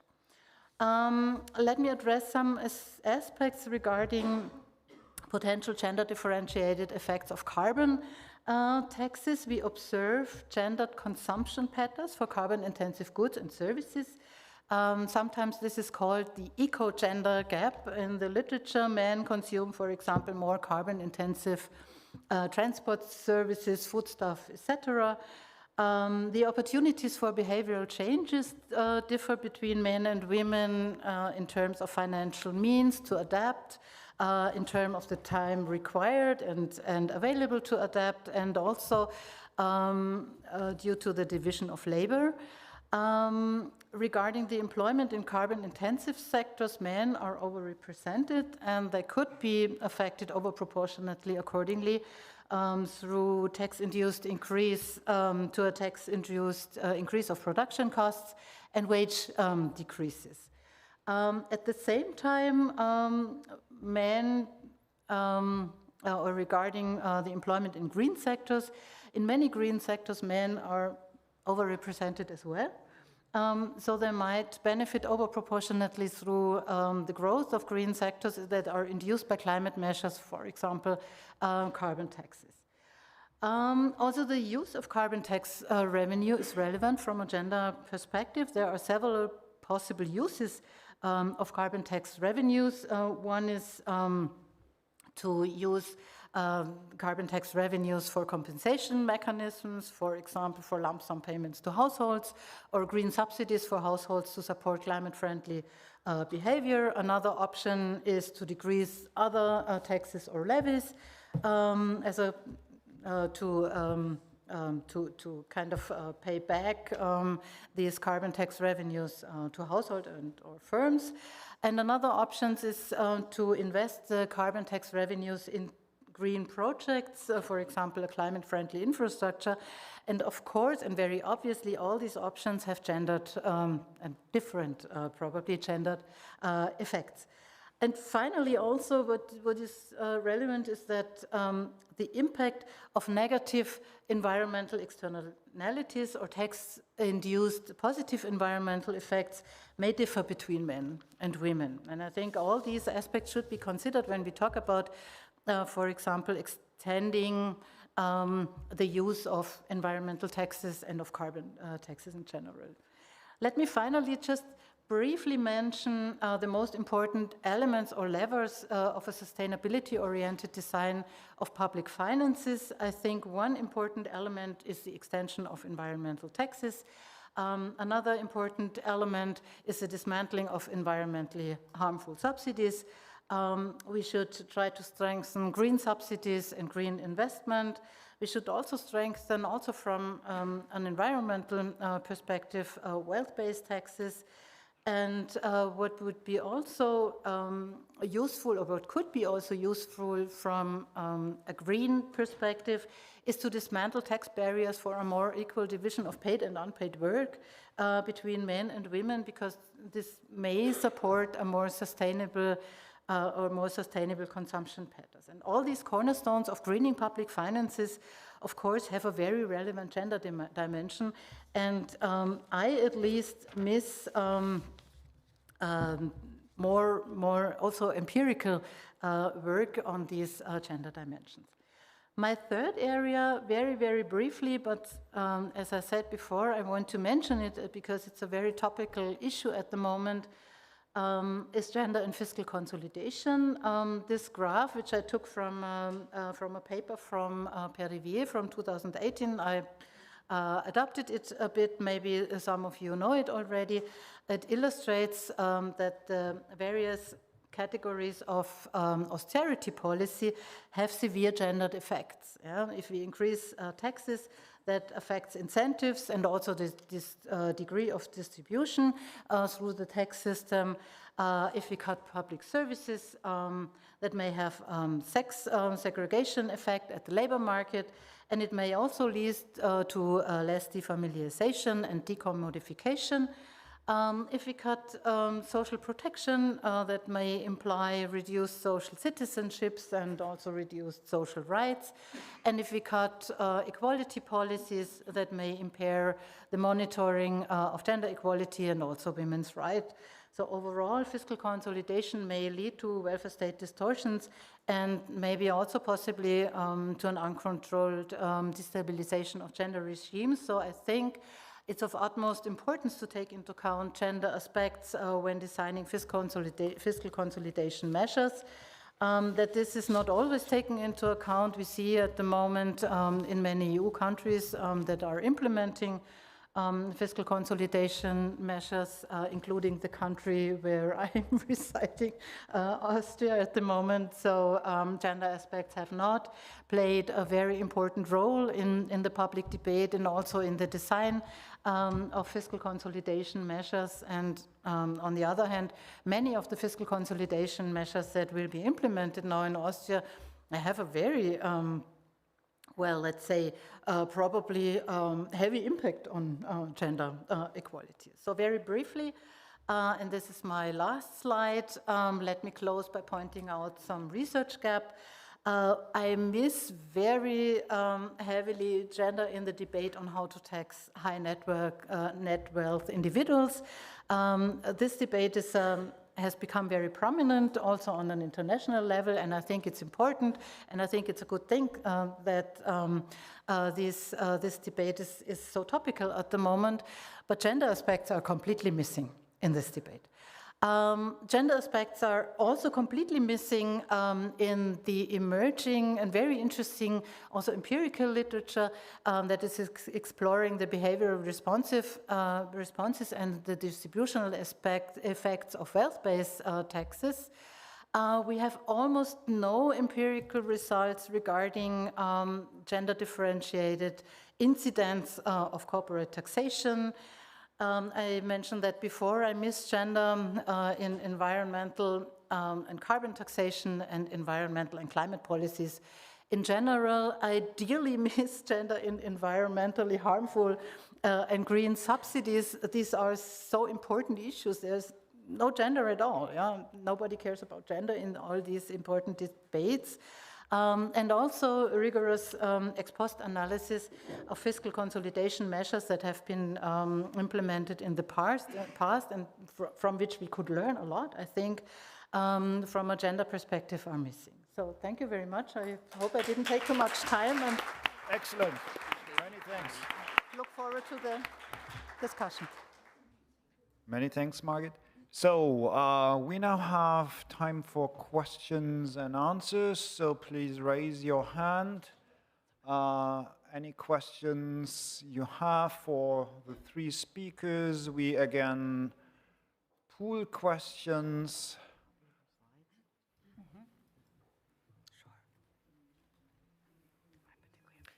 Yes. Okay. Okay. Then we start with. I think it's Robert. I'm sorry, we cannot see everyone quite clearly because of the lights. And then there is a next question. Yes, here. Please. Hello, Robert Blecker, and former colleague of Caren Groen at American University. Someone mentioned that the word Koletsky, the name Koletsky was missing in a label somewhere. And he wrote a famous essay in 1943, I believe, called The Political Economy of Full Employment, in which he argued that we now know the technical means to achieve full employment through fiscal policy and other measures. I think we could include redistributional measures, but that there would be resistance to achieving it by essentially capitalist class interests that would feel threatened, whose power, whose influence, ability to control workers would be undermined.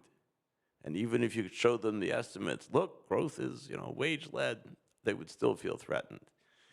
And I mention that because, and this was stimulated especially by İpek's presentation, but I think it really relates to all three. I think we see a similar phenomenon going on in the political reaction against inclusive policies, against gender equity, and against almost everything we believe in my country.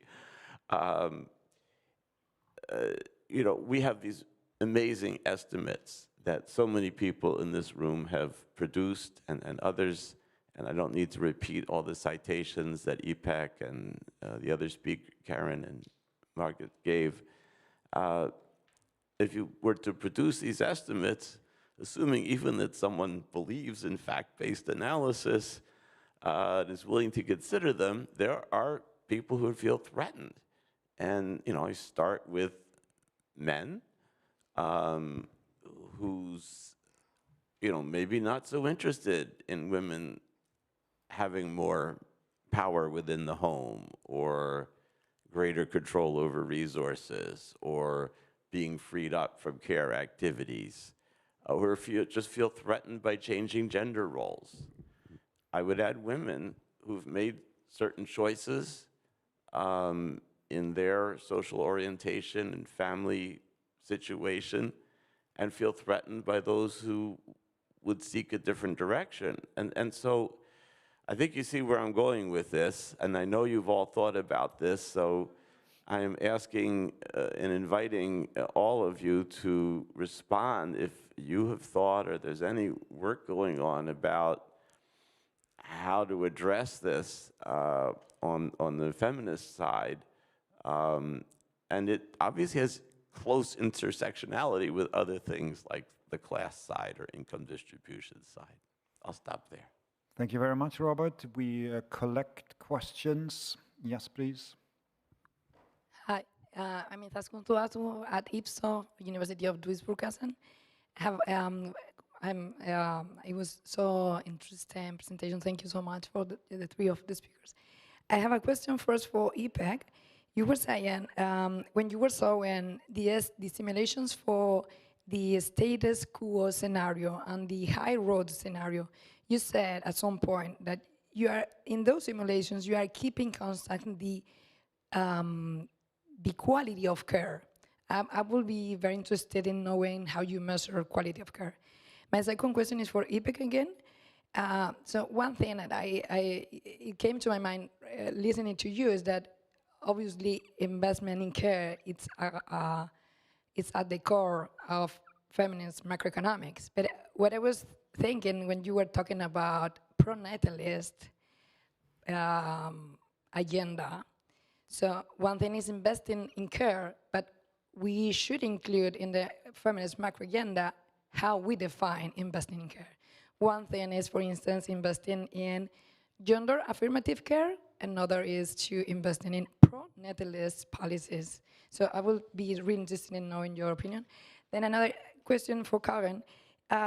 When you were talking about the effectiveness of the administration of taxes and the delivery of services, I was thinking about, and also this is also related to what Beckler, I think, was pointed out.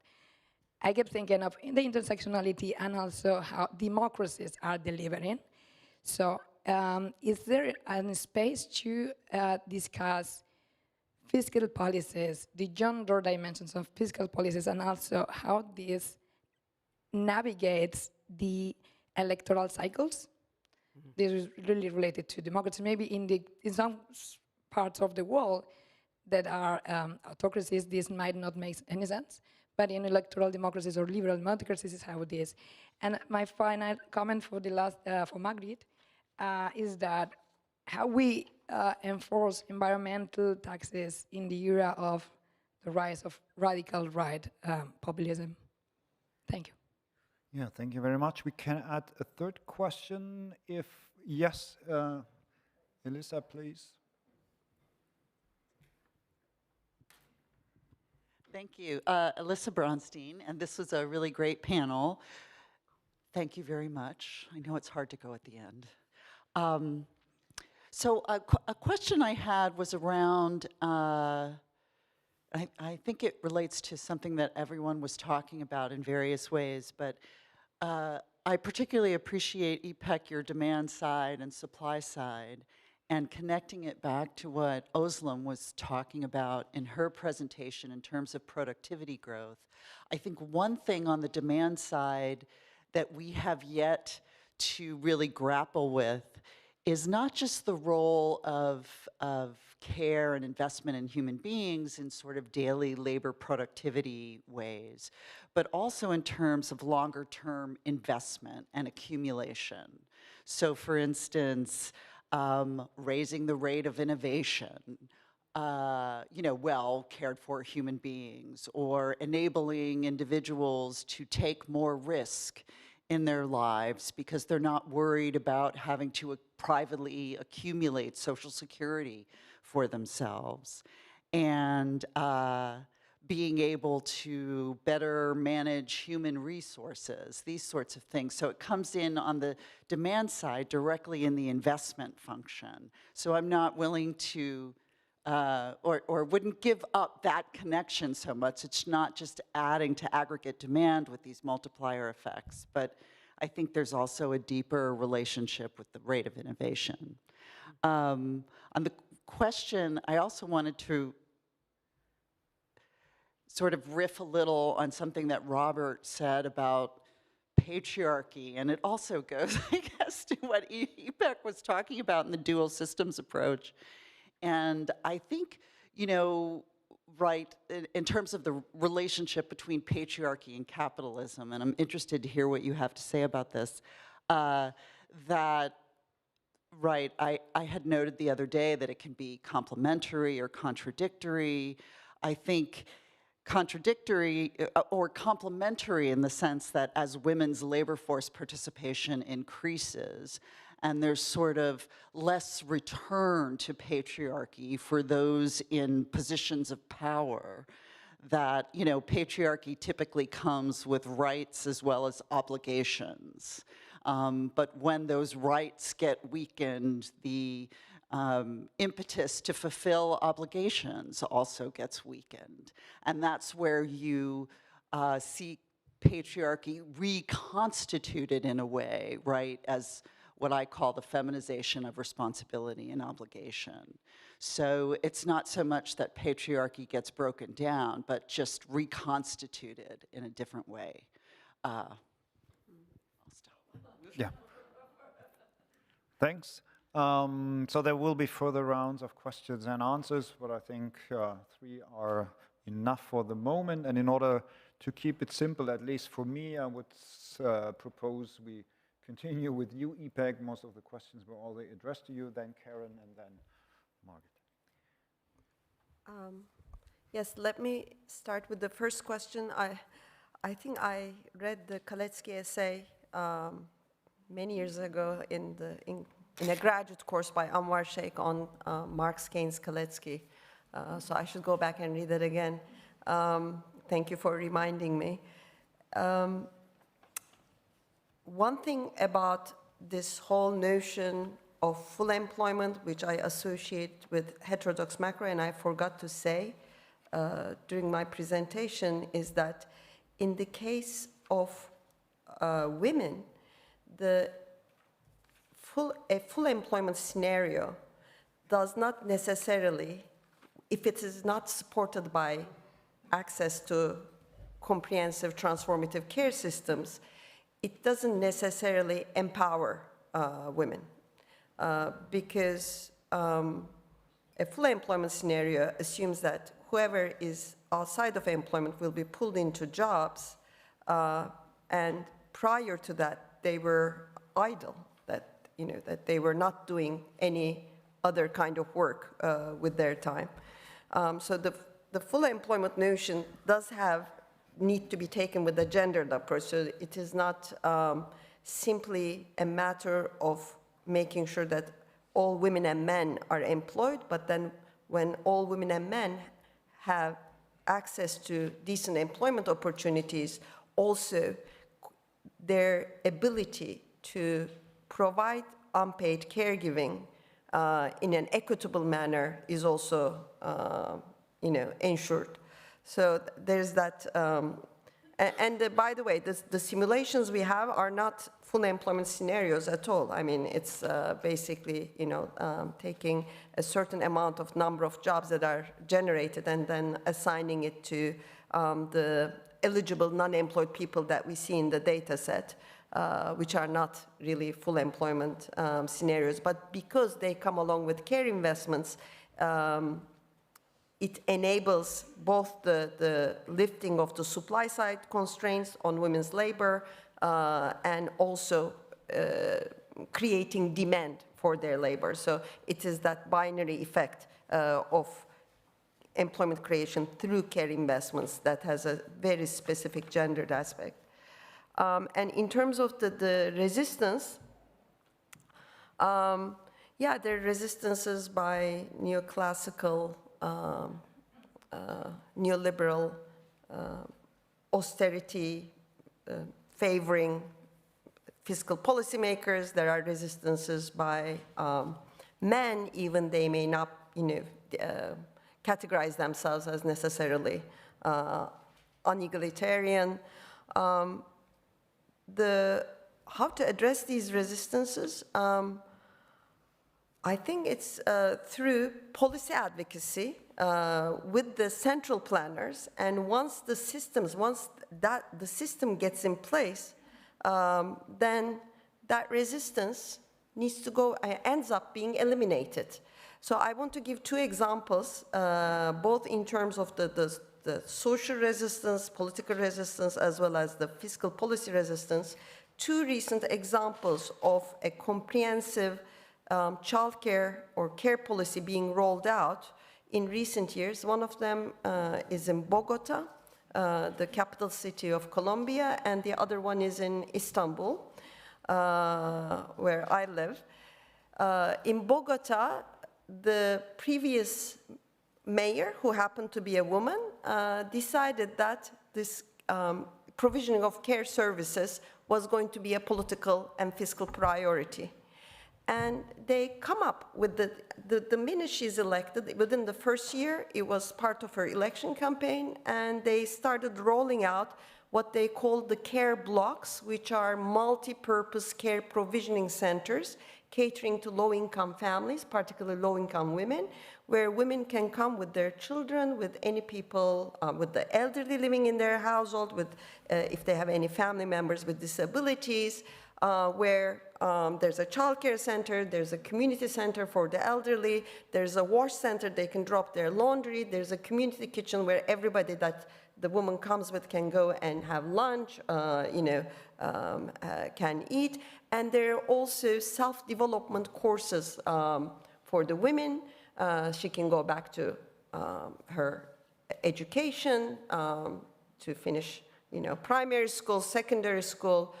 She can enroll in English classes. She can do yoga. There are even leisure activities. I mean, this is such a democratic sort of conception of what care services provisioning means from the perspective of the caregiver, but also catering to the care receivers. The same thing happened in Istanbul with the mayor of Istanbul, who's unfortunately has been imprisoned for the past 9 months now for being a challenging presidential candidate. In 2019, when he was first elected, one of his campaign themes was establishing childcare centers in every single neighborhood of Istanbul. He got elected into office, and the city finances were not, that great when they took over. But nevertheless, they made it into a political commitment, into a priority of spending and social services. By this time, there are about 150 childcare centers that opened. They prioritize the low-income neighborhoods. And the curriculum was developed by a team of academic experts specialized in pedagogical development. So they have this municipality now has long lists of people waiting online to get their children into these childcare centers. So that to me says that when there is the political will, and Caren also calls it fiscal politics, when the political will is there, in a lot of contexts, action and policy follows it. And in the case of, for instance, childcare centers, and we can consider the Turkish setting relatively patriarchal, because the children benefit from it, because the small children benefit from it, there was no resistance from fathers either, because, when you look at it from the care receiving perspective, if you're rolling out a program of high quality social care services, the first immediate beneficiaries are the care recipients themselves. They're the elderly, they're the children, they're the people with disabilities. So I don't think we always need to, we need to prioritize the caregiver and gender perspective. Sorry, that was a long answer. But very quickly, is asked on the high road scenario, the difference in terms of quality indicators between the status quo and high road is we adjust 2 indicators. One of them is ratio of caregiver to receiver, and the other one is wages of care workers, like teachers and assistant teachers, nurses, and so on.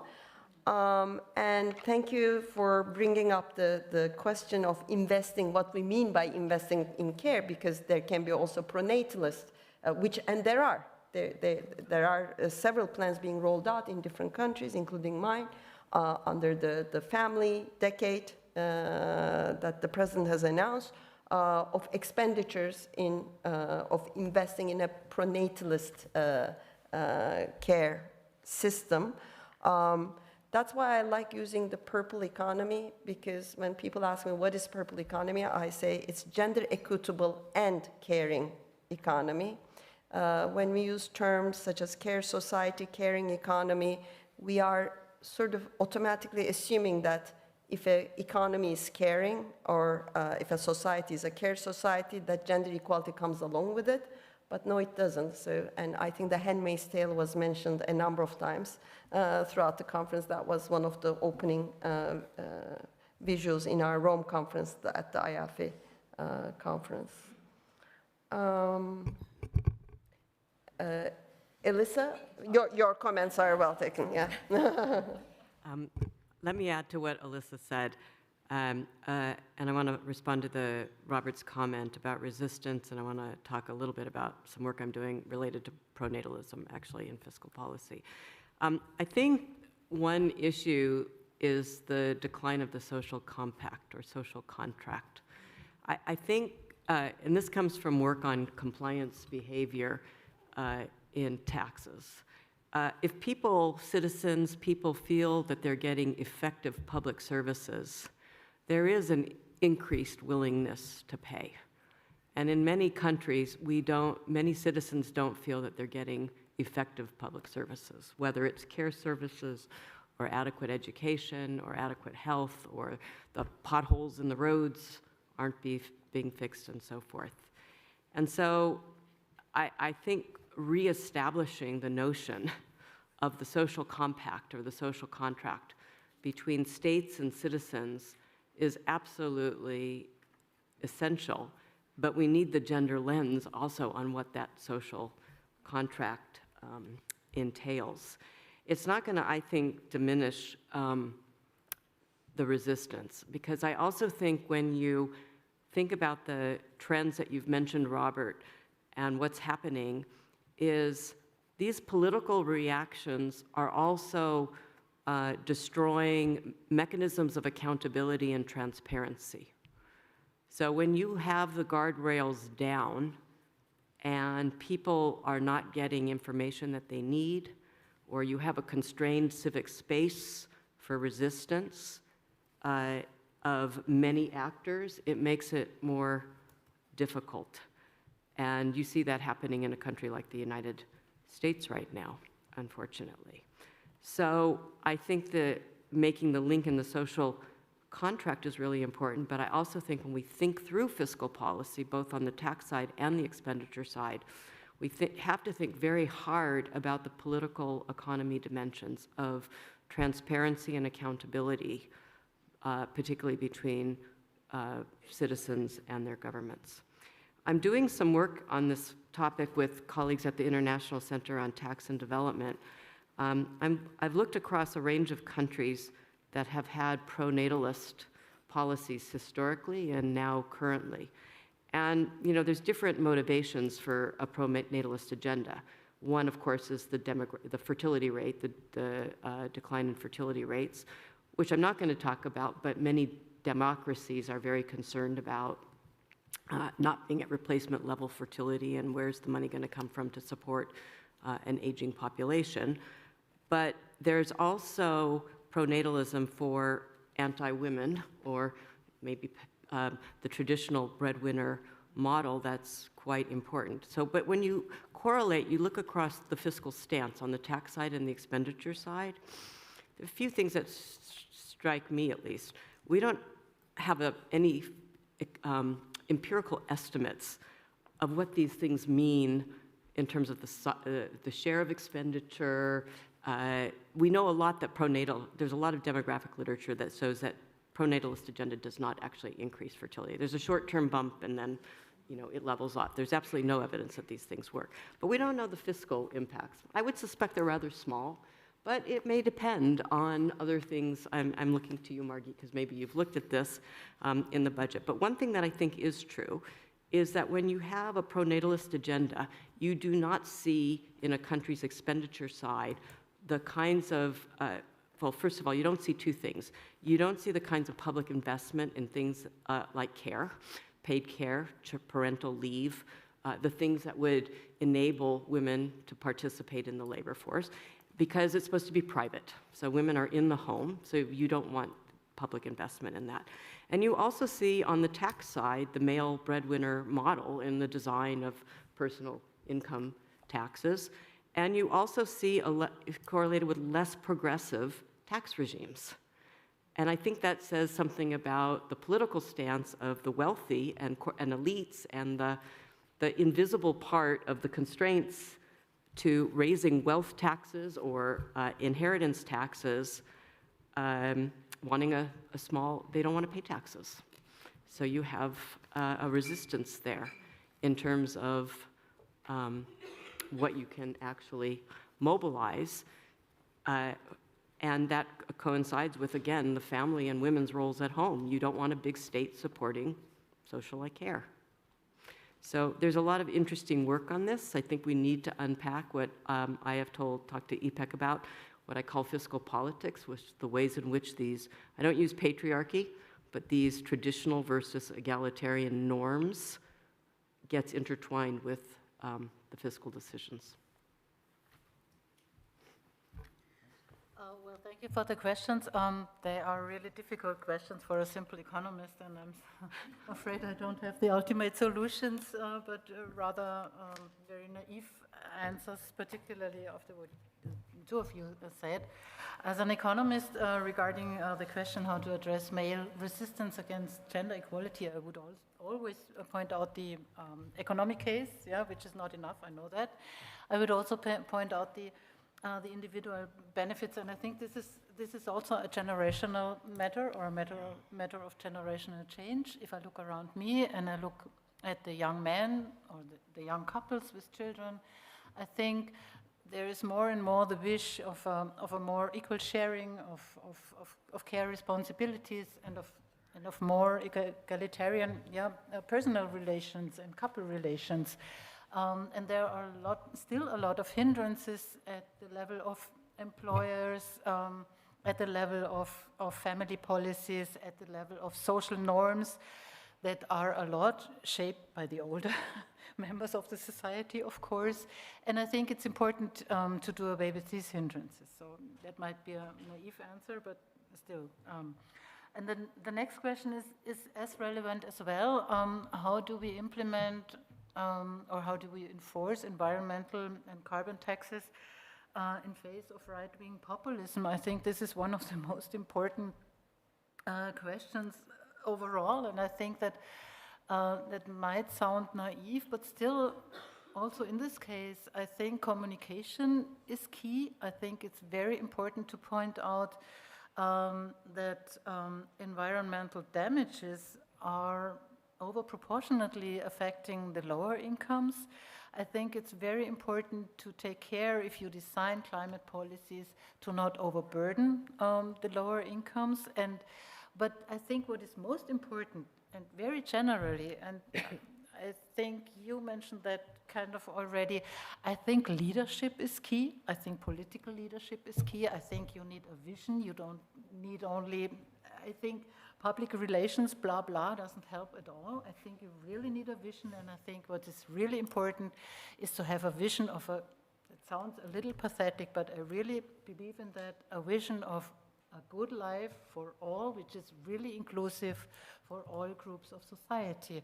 And I think if the combination of political leadership with such a vision, that would help a lot. And this is something that is dearly missing in our politics at the moment. Thank you very much. That sounds a bit like final words, but we can still, if there are still 2 or 3 questions, we can take these questions. So if there, okay, 2 last questions. Özlem, 3 questions. 4. Oh, there are more and more questions now. Okay, we start with Özlem. Okay, then someone has a microphone over there. Then in the middle, Suzanne, and over there, Luisa. And please, if possible, shorter questions. Thanks. Yes. All of you have touched on the importance of bringing care and green, or purple and green together. So what are the complementarities there? If you can elaborate on this, because that came all at the end, and therefore you didn't really get chance to talk on that. The second is a question about wealth taxation and what is the unit of taxation? Because I understand the feminist theory of taxation when it comes to income, that it has to be on the individual base. But when it comes to wealth, if we don't do it at the household level, we will lose all the tax base because the rich will reshuffle their assets across the members of their household. So do we have a different position on wealth taxation when it comes to the optimum unit, which it would be necessarily different from the income one? Thank you. Then I think the person next to, yeah, I've seen you, next to Diane Elson. Yes, right, please say your name. So my name is Maria, and I'm from Pakistan. My question is more towards the fiscal monitor that was just currently published right now. And I know that most of the stuff that we're discussing here is doing nothing when it comes to like these international platforms, because they're working as hegemony right now.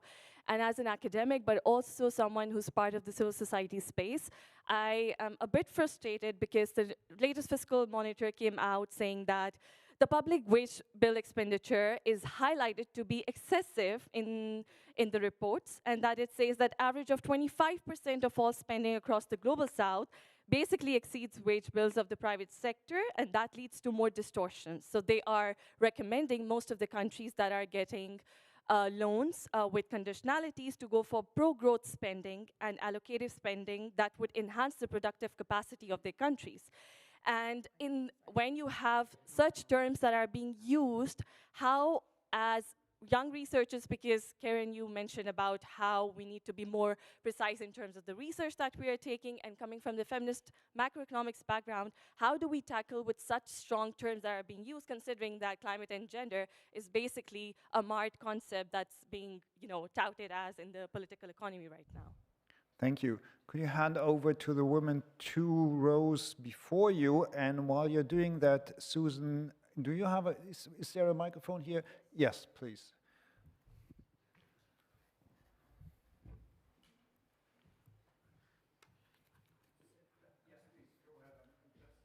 Hi, my question is for Margit. It's really about what you mean by gendering taxation, because I would like to know, what does the taxation system do for gender equality as a whole? And in that sense, I'm not that bothered about whether, if you have wealth taxes, it's men who pay them or women who pay them. For me, the more important issue is that you can raise a lot of revenue from that, and that could be used to improve gender equality. So I was just wondering how you balance those different things. Thank you very much. Yes, please. Thank you for great presentations. I learned a lot. My question is, basically, I would like, any of you would like to comment reducing the burden of paid work. We heard so much about reducing the burden of unpaid work. But how about reducing working hours and giving more time to families to do what they are supposed to, for example, or what they like to take care of their kids or elderly or anything else? Thank you. Thanks. And last question, Luisa. Hi, I'm Luisa from Brazil.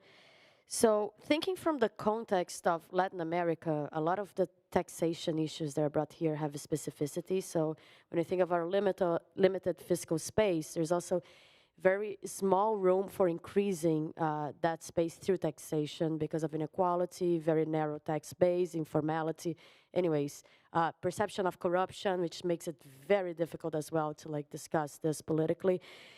So there has been a very big push within the continent for feminists to try to address this through international cooperation taxation aspects. So for example, the UN framework. And one of the things I've seen on that is also that this space has been, so the financing development in general agenda has been very focused on the climate, and then gender is really dislodged. So I feel that we are talking about how those things can go hand in hand. But in the space of policy and international policy, they seem to be competing with each other. So I just want to hear a little bit about international taxation and how, I don't know, how, from Latin American perspective, how do we push this forward a little bit? Because I feel like we've been facing a wall there. Thank you so much. Thanks. Maybe we start now with Margit, Caren, İpek. Would you like to start? Okay, no. If not, then... Well, okay, I can start, but, well, a very difficult question again. I will start with the question, what is gendering taxation really? And I think that's a very relevant question, and I'm afraid I don't have a ready-made answer. I think there are several elements to that. One, I think, is, and of course you are absolutely right. It's not only about what we are doing with, or how are we designing the tax system, but of course, I mean, why are we levying taxes? Yeah, because we want to spend the revenue. We need to spend the revenue.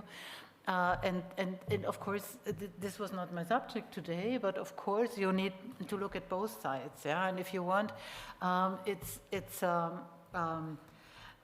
it's like the old question, yeah, how much redistribution can you have via a tax system, and what do you have to do on the expenditure side? But still, I think one element of a gender just, or however you may call it, tax system is to remove tax provisions that are in the way of gender equality. Yeah? Things like I shouldn't do that. Things like tax privileges that support, for example, a male-dominated breadwinner model, blah, blah, blah. And I think another element of a gender equality enhancing tax system is to contribute to some kind of redistribution. Yeah? You can't do all the redistribution on the expenditure side. Yeah? And this goes hand in hand. If you also think of Caren's presentation, a tax system that supports equality in general, yeah, is a tax system that also supports gender equality. So the general principles that we apply to tax systems that are to some extent just, yeah, however we define that, are principles that also apply to gender just tax systems. But you're of course right, yeah, we have to talk about the expenditure side as well. Wealth taxation, the Yeah. unit of Wealth analysis taxation. for wealth taxation, should it be individual or household? That's a very, sorry, that's a very difficult question. I don't have an answer to that, but I will think about it. Yeah, thanks for that question. Yeah, there are arguments for both designs. I'm going to give an example I'm going to start with the wealth tax issue, and I'm going to give an example because it also applies to some other types of tax, and then I want to talk a little bit about what you just said. So one of the things that was really interesting in the country of Colombia, and this comes from our compendium example, so you may know that Colombia did have, sort of still has a tax on wealth and has a tax on capital income. Now, they don't have a great inheritance tax, but I think the issue of inheritance taxes is really, really important. And there's different types of wealth taxes, so you have to kind of go into it. But there's a tax on those who are in the highest wealth brackets. And one of the things that was really interesting was it was individual. No, wait, was it individual or household? I don't remember, jet lag coming in here. But one of the things that was super interesting about it, I think it must have been household, because the men who are the high wealth holders ended up registering the property in women's name to actually reduce the effective tax rate. So one of the things that I think is really important in the discussion of household versus individual taxation is this issue of intra-household shifting. So it's a different way of thinking about incidence. So it might be that men are the owners, and this applies to business income as well. There was an interesting example in India where several states decided to reduce the stamp duty, to eliminate the stamp duty, which is the transfer of property like houses and so forth, if it's registered in women's name. And in qualitative work that colleagues of mine did, most of the women didn't even know that the property was registered in their name. So I think we have to be really careful of legal tax avoidance, which gets into these issues. And as Margit said, it's not a straightforward answer, and we don't have enough evidence on this, so I fully agree. We need much more research on the... What was that? It was households, but I don't know if it should be individual. I think that's where we need more research. So it has been household-based. Everywhere are, yeah. They're currently household. Still existing ones. Yeah, they're currently household-based. So we can continue this discussion, I think, over dinner, but I want to say one more thing that I think is really important. I fully agree that we need to raise as much revenue as possible. And there's much more, I hate using this word, but I'm going to do it, efficient ways of raising revenue. We need to get rid of things like tax expenditures and tax exemptions that benefit the rich, that are in all tax systems around the world. There are fixes that we can do, and we know technically what they are, but it comes back to the issue of politics. It comes back to the issue of the constraints imposed by the elites and those who oppose these kinds of regimes. There's been a ton of research on the technical side of what works.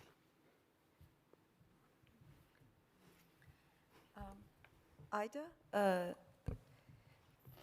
whether it's paid or unpaid work, when it becomes excessive or when the provider perceives some unfairness, injustice involved in the process, I think it becomes a burden.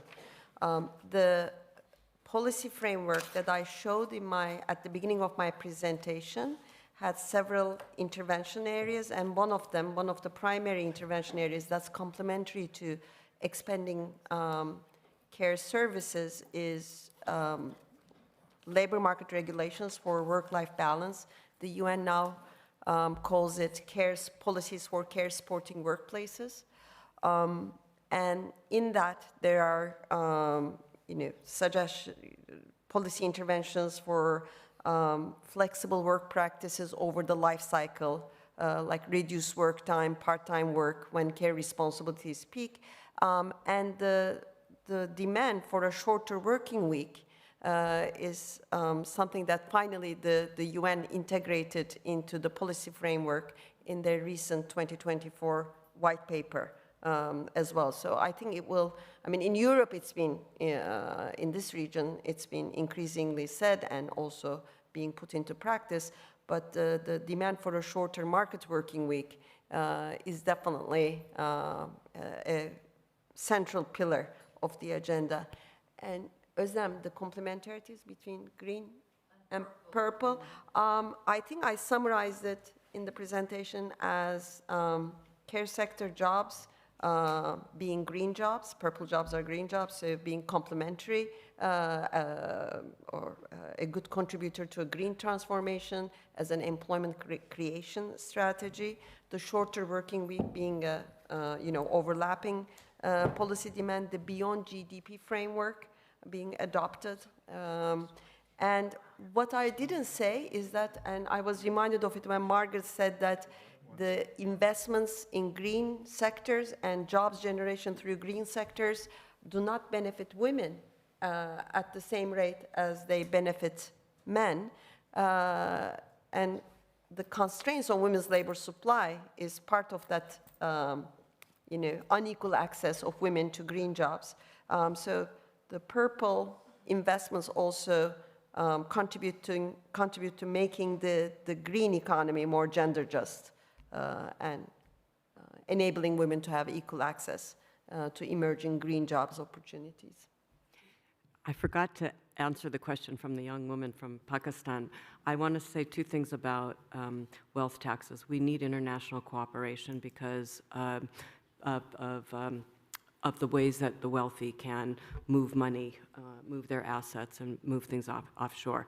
It's a very good direction, in my opinion, to move the conversation about taxation of wealth and taxation of corporates, the multinational corporations, to the UN, where many more countries have a democratic voice. If it's still in the OECD, you have the power of the rich countries that are determining the direction. But we can't, given, there's lots of systems that also need to change for that international cooperation to happen. It's not impossible. We have lots of good information and registries of wealthy individuals, and we have ways using technology to track them so that we know how much they own and what they have.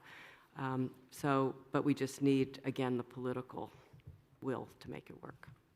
Okay, before I hand over now to Tom for a few very important announcements and last words, thanks a lot to the presenters and also to the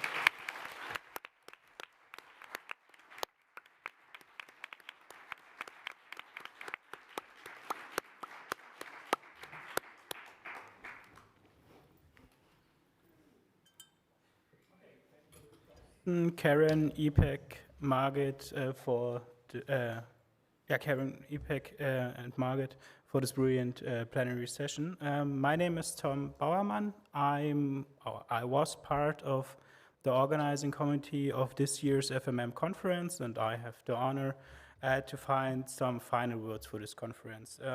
First, I would like to express the gratitude for this conference. The conference itself, it counts more or less 400 participants each year, and it's always nice to have you here, but it also means a considerable organizational efforts. And therefore I would like to thank the organizing team of this year's conference, Philipp Hübben, I'm not sure whether he is,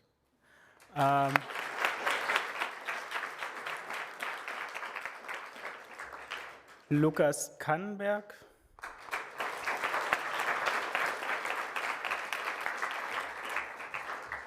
René Braun, and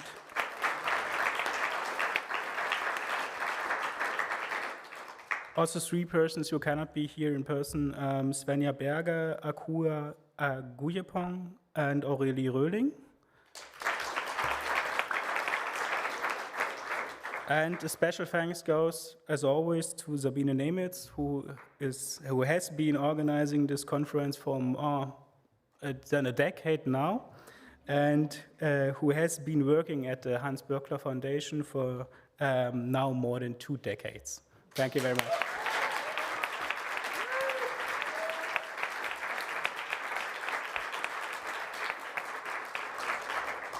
Further, I would like to express my gratitude to this year's organizing committee members,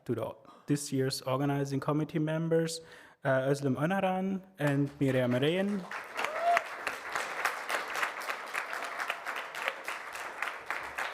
Torsten Niechoj, Jan Behringer, Christoph Petz, and Till van Treek.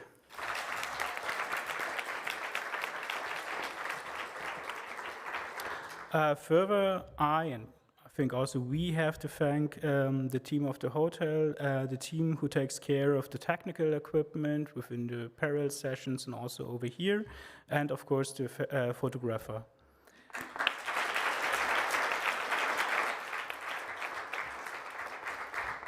We are very delighted to have secured such outstanding keynote speakers with Diane Elson, Alyssa Brownstein, Ajit Zacharias, Izaskun Zuazu Bemejo, Karen Grown, İpek Ilkkaracan, Margit Schratzenstaller, and of course Özlem Önaran and Miriam Rehn. And I would also like to express my gratitude, besides the keynote speakers, also to the session chairs, who did a great job in leading the parallel sessions. And of course, last but certainly not least, I want to thank you as participants and presenters for sharing your great scientific insights and providing a very fruitful exchanges.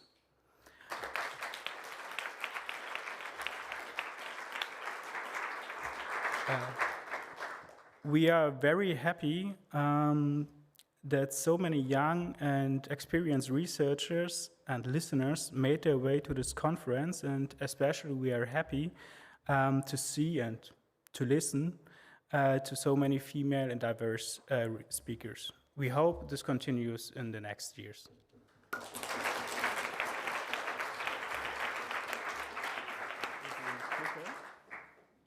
Okay, I hope this works.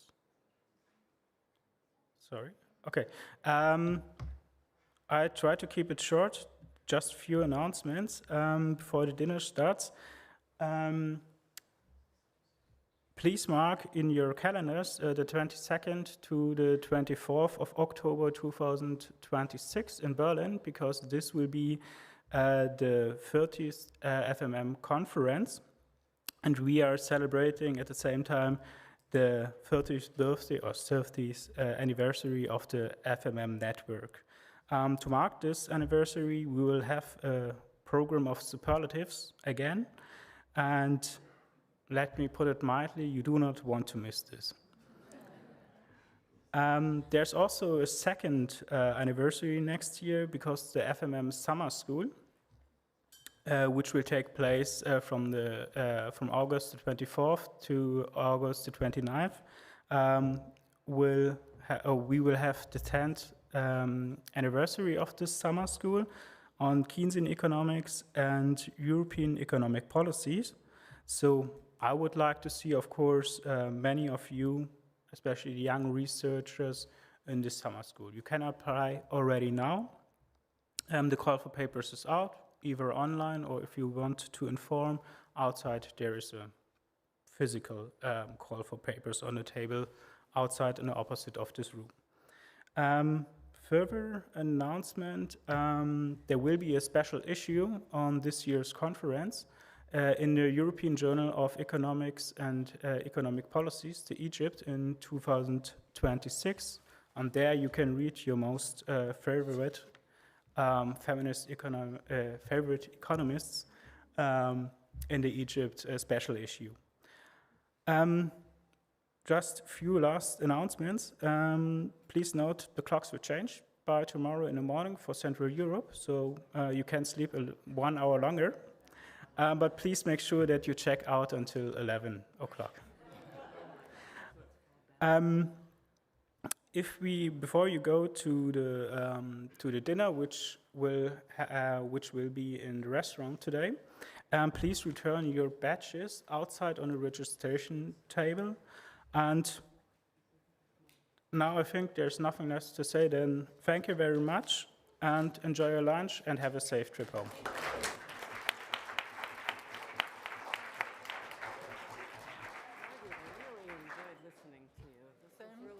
Yeah, you're welcome. Continuing to be in touch about our